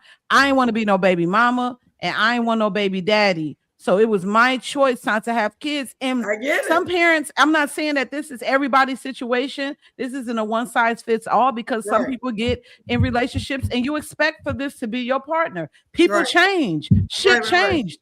I just knew that I just wasn't ready. I was trying to be a rapper, and I didn't want no child to stop my career. So I chose to be a cat lady. All cat ladies ain't fat liberals. Some of them is just chunky, pretty, brown skinned conservatives like myself. But what I'm saying is that, like, I think that people have the opportunities now to make wiser choices when it comes to having children. If you know for sure that you see that your child, your teenager, your young adult is in a position to where you know that they're not mentally prepared to handle that type of responsibility, be real with them. Have these conversations with them. Nobody taught me about sex. I had to learn from Dream On, from TV, from friends, from like school. Nobody taught me how to really cook. I had to learn outside of school. So there's certain things that you need for life that you will actually learn outside of school. Right. That's where the parents come in. And I think that a lot of parents are so preoccupied with working, so preoccupied with trying to have hot girl summers, so preoccupied with trying to be the next internet star, that a lot of them are actually missing out on those opportunities to actually take the seed that they had and grow it to be beautiful and fruitful and intelligent and wise. And they got to do that shit like damn near at 10 now. Like at 10, you should be teaching your kids how to invest. At 21, damn near, they need to have a retirement fund already set aside. They need to be learning about finances right then and there. Yep. So I think that we a lot of the community itself, and then grandparents, we don't have our grandparents anymore. I had my grandmother. Like, love my mom, but my mom had me when she was 19. She was a single mom working. She got food stamps, but guess what? She worked, she went to school, and she had a community. So I think that we got to get back to that community shit, man. I don't know where the big mamas at. No bra. Big mama. Where is the big mamas at? Big arms, no bra. Like, where we need her. We don't need no glamours. You made a face. Why did you make that face, Phil? He made a face. I'm gonna say this, and then I want to hear. I definitely want to hear what Tiffany has to say. I don't miss them dragon ass titties. I'm sorry. Oh, your face was so. You were like, oh no, like you were talking about that's the best macaroni and cheese you gonna ever have. What they cooked the cornbread in the skillet. What you talking about? They're the best ones. I miss my grandmama. My grandma wasn't like that though. My grandma was fine until she left. I don't care. She was fine until she left. Go ahead, G. I just want to say I homeschooled my last son. My children, thank goodness, made it through school as productive children, growing to young adults. But this last one, influenced by the situation, but also I brought him back from Texas and took him to a public school here in Michigan. And he got assignments and curriculum, syllabus from his teacher. And we just didn't understand it. It wasn't thoroughly put out and we couldn't understand it. And so I reached out to the teacher, and this is why I took him out of school and start to homeschool him. I reached out to the teacher and I said, in a not sarcastic, but in a joking light way, right? I just asked, I said, if Elijah's going to be on punishment till he's 16 if he doesn't get this homework down pat. So can you please explain it to me so that we can both understand? He emailed back to me. He need to be on punishment now if he can't explain it. Oh, no. Oh. So I wrote a emergency email to the superintendent of the school district. I wrote an email to the principal, and I took my ass up there the very next day. I took off work to let them know I was not playing with them in any form or fashion. I lit in the most respectful, non-cursing way that I can. I lit that ass up, and I let her know I don't know what children you play with. And just because we in a low income, because I live in downtown Detroit, outside of the high rises and the condos and the gentrification that has just happened, there's a community right on that baseline that is still very low class, low income, right? Uneducated parents, like we talk about, that's passing it down to their children, the ignorance of it all. And I don't know if that's what she used to teach the damn about the kids, but I had to let her know very clearly he has a mother and a father that care about him so much. And don't get what you got to say about it. We're going to do what we got to do at home. She's going to tell me you can help me. I said, oh no, that's not how this works. You are assisting me in raising a young man. I'm not assisting you in anything. That's my child. And I had to let her know like the importance that I cared about my kid. And you're not going to get away with that shit with me. But then I had to go home and recognize this is what they're comfortable in doing. They're comfortable in raising, and teaching these kids and not giving two shits about them. She promised me, she apologized until her damn face was blue, and I didn't want to hear it. I said, let it come out in your actions. Because if you don't do what's right by my child, I don't give a damn about no apology when I check your ass about being disrespectful to me. I took him out of school, and I decided that wasn't going to be, I wasn't going to let her be responsible for my child, because they don't give a damn anymore. They do not care. They're so used to raising people, kids from parents that don't give a damn. And I wasn't going to be one of them. So it's just, man, it's a different dynamic. It's a different situation. I raised kids from 23 on down to 10. And it has changed so drastically even over those years. Forget from where we came from elementary school from, but even over the years of just my children, it has changed. The community has changed. The education system has changed. The teachers have changed. Yeah. I could tell, like, I don't know if I was the only one, but I had a older brother, and we went to the same schools, you know what I'm saying, coming up. Like, we had the same teachers. You know what I'm saying? Like, my brother had the same kindergarten teacher that I had when you know what I mean? He's older than me. So, like, Miss Harris knew me. Like, she knew my brother. She knew my mom. She knew my grandmother. And then when I went to first grade, Miss Atkins, she had my brother. She knew my mom. She knew my grandmother. Then I went to Miss Buford. Same thing. Right. They all knew, they all knew who I was. So I couldn't act a fool if I even thought about acting a fool. And my mama had them good 80s belts. Y'all know what I'm talking about. Oh, yeah. If I even thought about acting a fool, I got my ass whooped. I wasn't going outside. It was not going to be no Punky Brewster. It wasn't going to be no Zoobly Zoo. It wasn't going to be none of that. But like, the punishment even back then was to read. Like the punishment was like, you can't watch no TV. You can't go outside. Hell no, you better get you a book. So even then, the punishments was different. Either you was reading a book or your ass was holding the book. Right. Now you take the phone away. Now you take the phone away. Yeah, now you take the phone away. That ain't even enough though. And what's crazy is I don't think a lot of parents understand that y'all raising serial killers. You go ahead and take that phone away if you want to from some of these kids. I think y'all hate y'all kids. I do too. I'm being real. I mean, not to be going to pain, to be respectful. I'm not talking to you ladies, of course not. I'm just saying, in society, I think you hate your kids. This is the era of fucking kids. This is the era. This is the era of fuck them kids. Yeah, it's really fuck these kids. Like, look at you talking about parents who allow their children to talk to them in the old kind of way. Like, no, saying no to my mother. Are you nuts?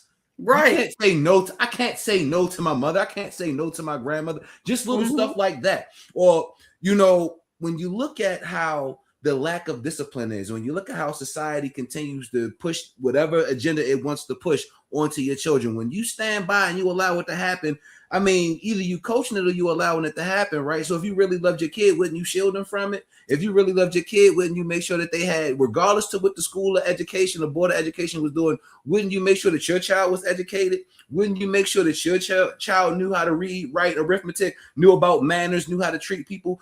Wouldn't you make sure that your child had discernment, discretion, things along those nature? If you really cared about your child, right? When you see all of these kids walking around and they're like fucking zombies out here, excuse my language, all I'm saying is that's a reflection of the parent. When I look at you and I see that you don't know how to dress, when you don't know so simple things, when I ask you simple questions and you can't provide answers for them, I'm not necessarily looking at you. I'm looking at your parent. It's not the teacher's fault that these kids is idiots. It's your fault. If you would have raised your child right, if you would have instilled that knowledge within your child from the time that they came out of your body until they went to the public school system, they would be decent citizens. But what you do is you do a half-ass job with your kid, then you pawn them off on the teacher and say, here you go. And then you expecting the teacher to fucking work miracles and pull a rabbit out of the hat with 50 fucking kids. Excuse my language, but I get passionate about this shit. When you got all these children, you want me to have to make an exception for your child because you didn't do your job.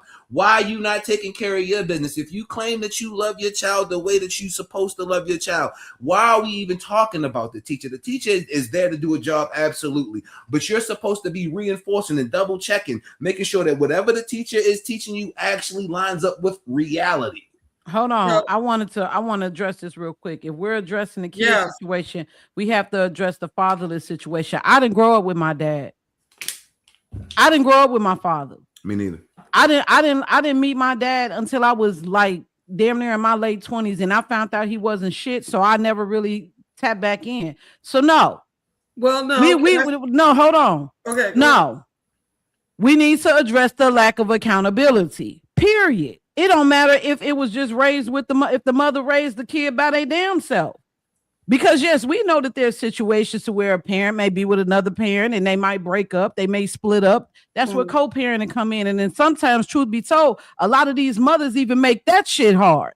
Oh, absolutely. A lot of these mothers make co-parenting with their asses extremely difficult. And I know this first fucking hand. I see it. Right. So a lot of the times, honestly, it ain't really, it's always been daddy's baby, mom. It's always been mama's baby, daddy's maybe. Mm-hmm. If you push that baby out, it's still on you. It falls on you to try your very best to give that baby the best effort that you have. If you don't got a daddy around, where's the granddad? Where's the uncles? Where's the cousins? Where's the brothers? You still have to be able to have some type of male influence around, especially if you got a son. So yeah, the father may not be around, but we got to also address the fact that a lot of these mothers have not healed.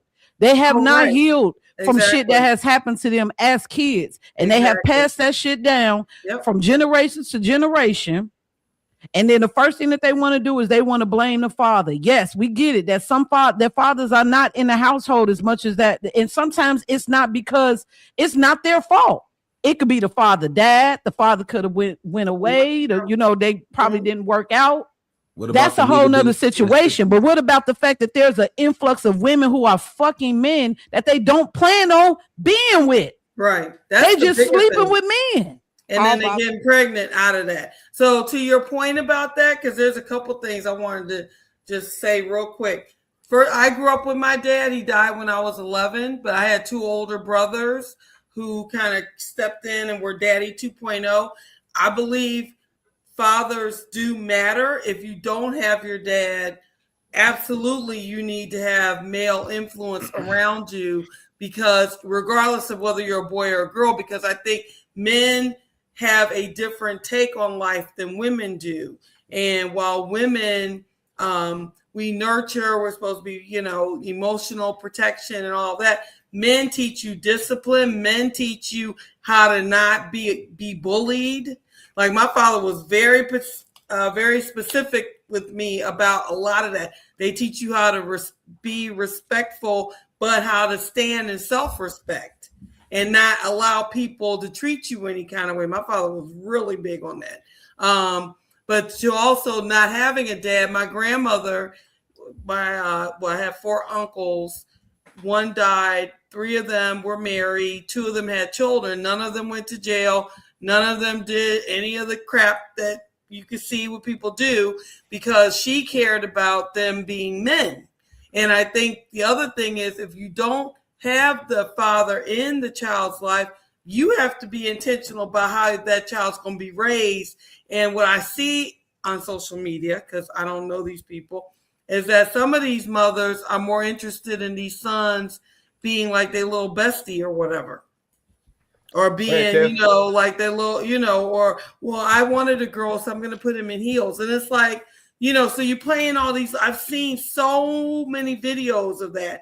And that to me is even a bigger issue, that women, whether you are with the man or not, you have no respect for men. And so you have a son and you're not trying to teach him to be a man or put him around men.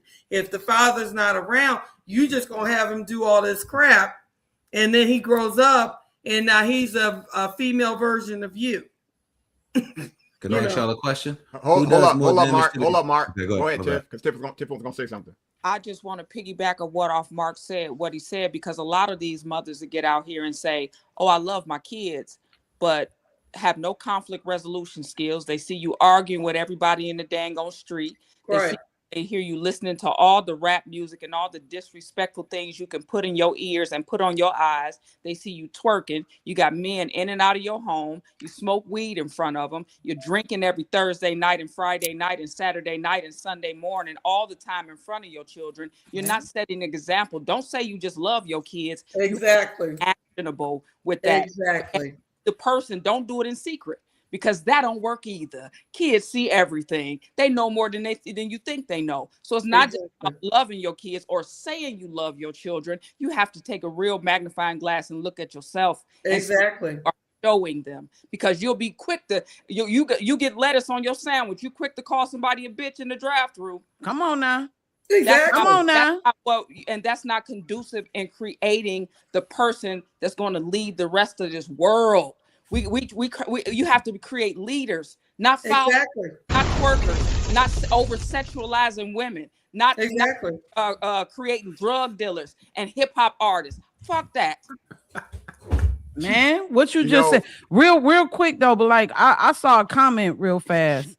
Somebody said, well, they need to stop sleeping around. Then no, y'all need to stop skeeting everybody that y'all see. The women can't get pregnant if y'all don't nut in them. It's a two-way. I don't know if men are understanding this. The women can't get pregnant if y'all not nutting in them.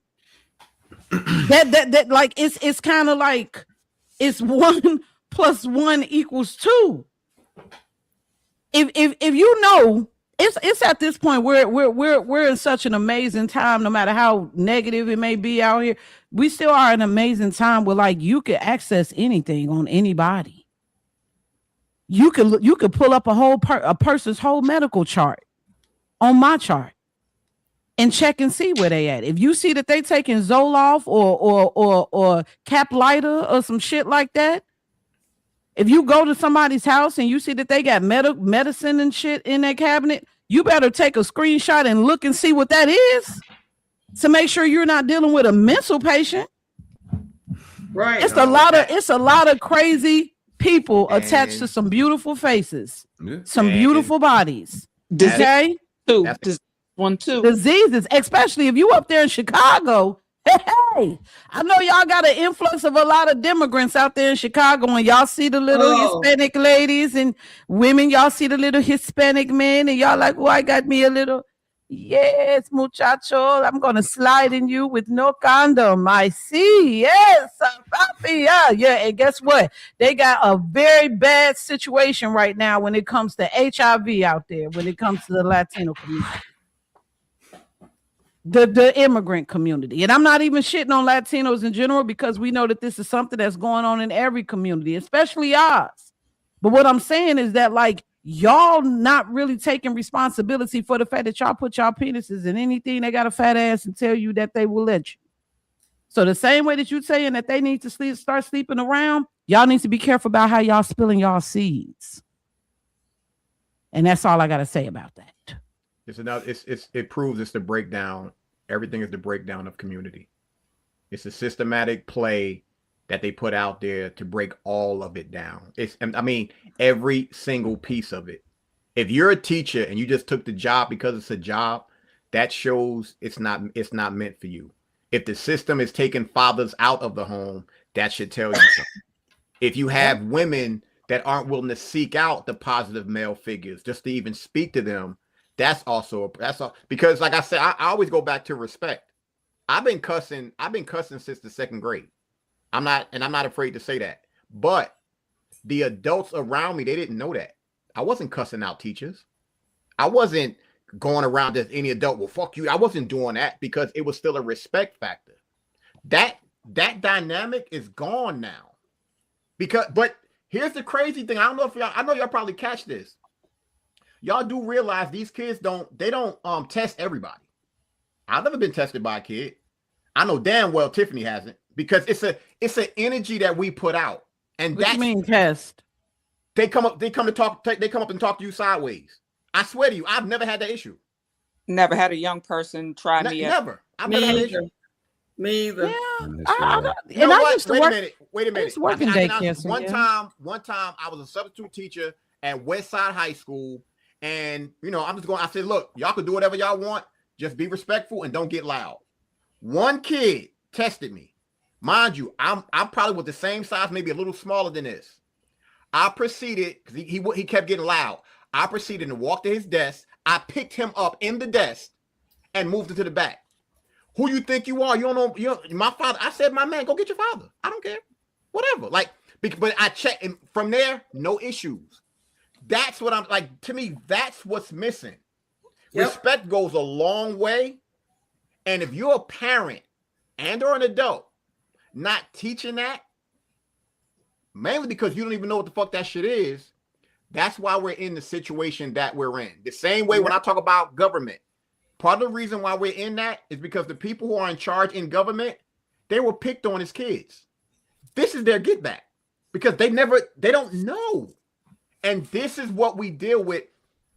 It's frustrating, but I can honestly say it's people like this on this panel that's willing to address it, which helps solve the problem. Not going to solve it, but it helps. And if you don't have these types of conversations, it's going to keep getting worse because, as Mark said, the plan is working exactly like they want to. That's the reason why they're going to silence something like this, because they don't want this shit getting out. They don't want young people seeing an episode like this.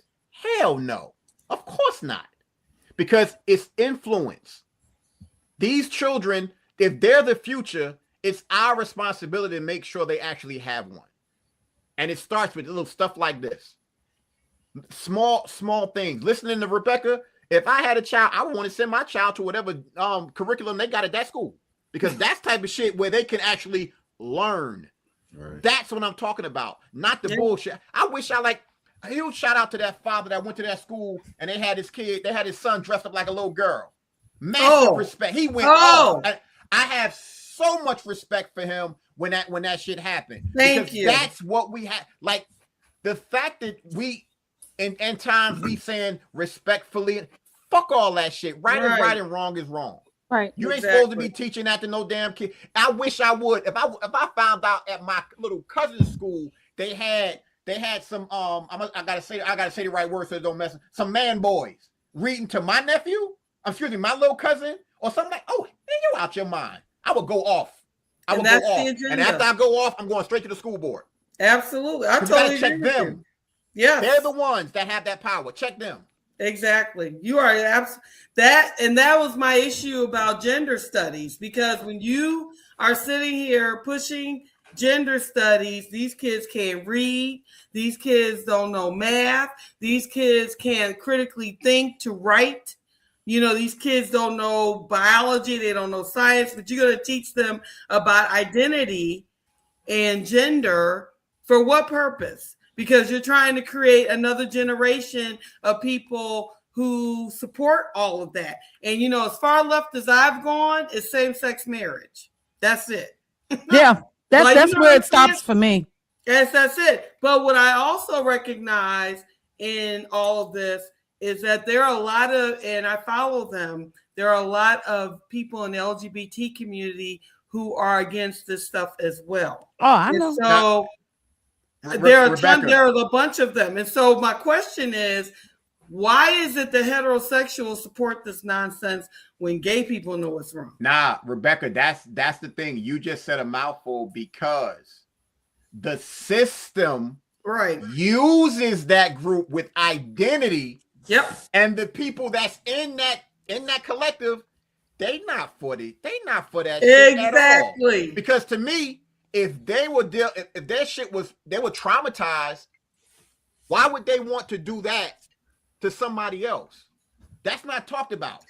Well, no, you know what I recognized before I got to the place where I'm no longer a Democrat. When Biden was in office, but when Biden was in office, he called Gays Against Groomers a right-wing organization. So in my mind, initially, I was like, wait, let me just get my little point out. I'm gonna be quiet. And I was like, why are we calling them a right-wing organization? I had to look into that. It was that organization was founded by a lesbian. So no, they're not right wing. You're trying to turn this around and make people think, oh, well, I'm being homophobic if I say anything against any of this. When these people, this lesbian who founded Great Gays Against Groomers, I follow them on social media. They are absolutely against all this transitioning, all this push. And it is ridiculous when I hear heterosexual people support this nonsense. I'm my head is blown. But they did that to try to get you to think, oh, well, I'm being homophobic if I say anything about trans people or whatever. And I don't really care what adults do. Leave children alone. Period. Leave them alone. And somehow they can't do that. So that's the gender crap. I'll be quiet now.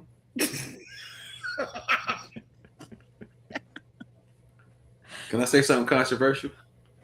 I'm gonna say two things that's controversial. First thing is, I know it's far-fetched, but in my opinion, I would love to see something like this happen. If there was a license for you to have children, I don't think that any Tom, Dick, and Harry should just be able to have kids. You have to have things in place. There must be criteria that must be met. And you must be like financially be stable. You must be married. Like things like that need to happen in order for you to go out here and just have kids. That will cut down on the lot.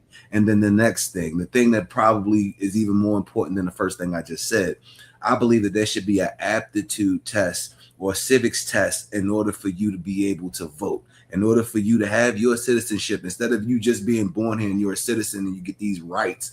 No. That shit should be earned. I believe that whether you're in high school or not, there should be a civics test of simple.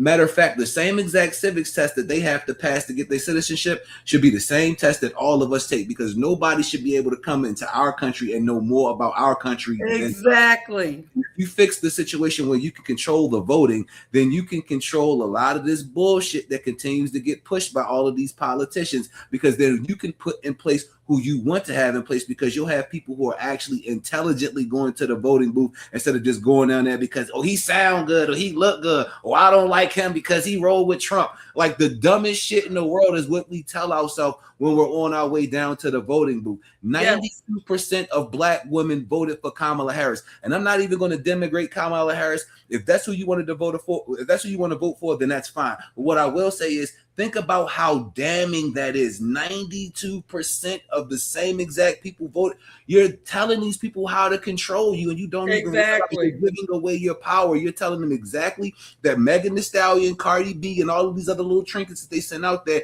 that's what's going to keep you entertained, and that's what's going to get them their vote. Because overall, 78% of black people still voted for Kamala Harris. And I'm like, if you hate the way things are going right now, imagine if she was running shit. Go ahead, Tiff. Woo! That's a whole mouthful.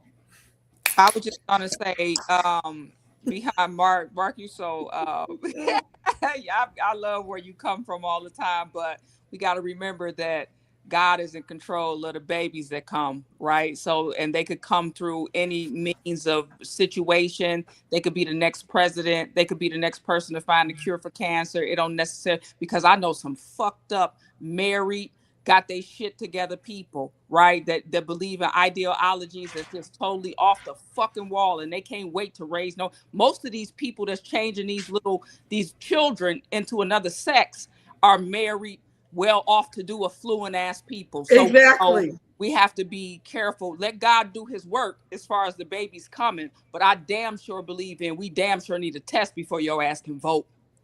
Yeah, I think that's more important than even the thing with the babies. Because like I said, if you control the voting, then you can control who's in politics, the laws and the regulations of how society is. We continue to get more progressive because we vote in progressiveness. If you want things to be conservative and you want things to go back to how they were, then we need to vote people in who have that mindset or thinking like, hey, we need to have a 2-parent household. Now, you're right when you're saying about just because you're married and you're well off, it doesn't guarantee that you're going to have a great situation generation. But I would at least like for it to be a jumping off point, at least a base point for us to start at, and then say, okay, this is how we can improve it. This is how we can tweak it. But what I don't want to see is a whole population of baby mamas talking about the government isn't set up to support single mothers. A fucking duh. Well, you know what, and to piggyback off of that, maybe if we had term limits on how much you could get as far as welfare benefits, then we would probably have a lot less baby mamas. Maybe if we put sexual education and pregnancy prevention back in schools, and we started having more artists talking about wrap it up like we used to hear in the 90s. Yeah, we don't have that anymore. Now it's just there's no balance. I think that the entire situation is unbalanced. When we talk about where we are in America, it's very unbalanced. And unfortunately, we have this whole political drama that's going on right now, where we literally are unable to even communicate as Americans because of politics. We can no longer communicate with our sisters and brothers like we used to, especially if they're on one side or another side. So therefore, me being a single, unmarried, no children having woman who has all of this information and all of these wonderful people around me who give me information, I can't even instill that in my niece. You know what I'm saying? Because my sister, I don't talk to her. You know what I mean? And this is just, The politics? I have no idea. She just stopped talking to me when I came to IG. So it has to be over politics. They're definitely Democrats. I'm not stupid. Yeah, I'm not.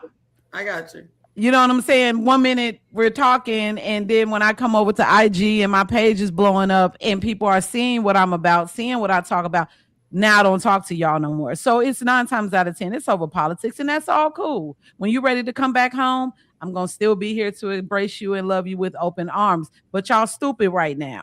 And it's sad because y'all have y'all children that I voted because I didn't want my niece and my nephew to have to worry about being mutilated in school. I voted because I didn't want my niece and nephew to have to worry about a trans person or somebody who's dressed like a drag queen reading them. These are certain things that I voted against because I noticed that it was becoming a problem. And then when it comes to COVID, that really kind of gave people the opportunity that really kind of gave society, that gave TV, movies, entertainment, that gave them the opportunity, the window of opportunity to shape the minds of these children.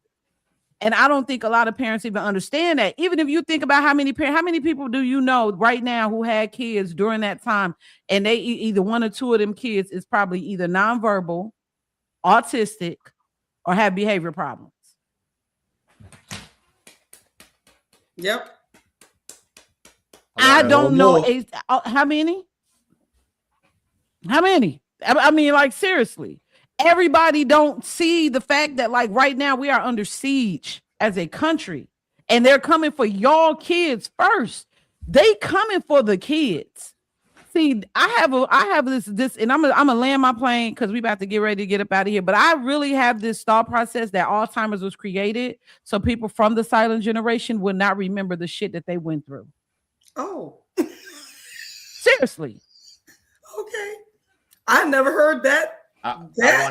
The silent generation, they were here. You know, the silent generation is 1920s, 1930s. No, yeah. I think that before that it was another type of generation, but the silent generation was like our great grandfathers.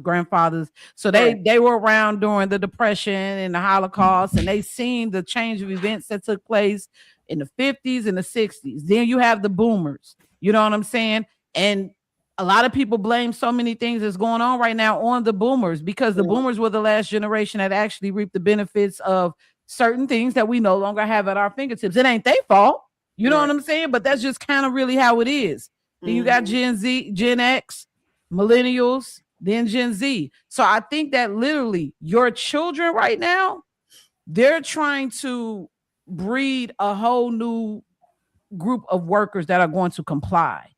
And anything that's outside of what they're teaching them, they're going to tell them that they're fascist, which is words that y'all niggas ain't never used. Y'all know y'all never used the word fascist up until the last 2 years. Exactly. Y'all are not saying fascist. Nazi, Wasn't nobody talking about no Nazis. Mm-hmm. Nobody was talking about any of these things. Y'all was not talking about nothing. Not no narcissism, no They are shaping the minds of y'all kids, of y'all teens, of y'all college students. It starts in school. So y'all parents, y'all asses better wake up. Yep. And I mean like today. Yep.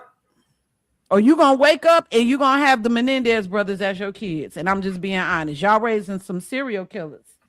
I wanna end.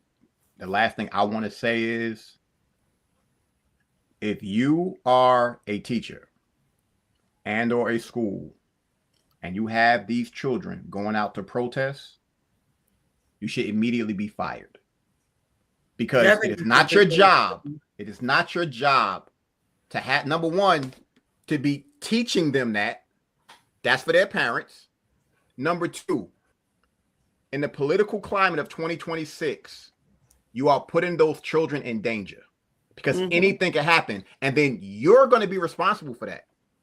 So you talking about the education system, the board education, and they budgets and all that. Their budgets will be broken if something happens to one of these kids. Absolutely. Period.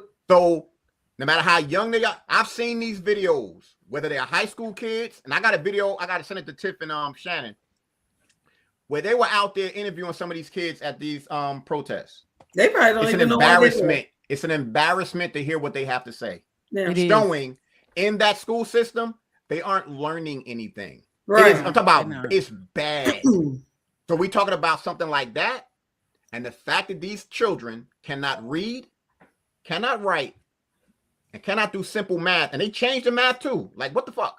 They doing all these changes, but the base isn't there. I was not a great student, but I got a lot of common sense, and I can figure that shit out.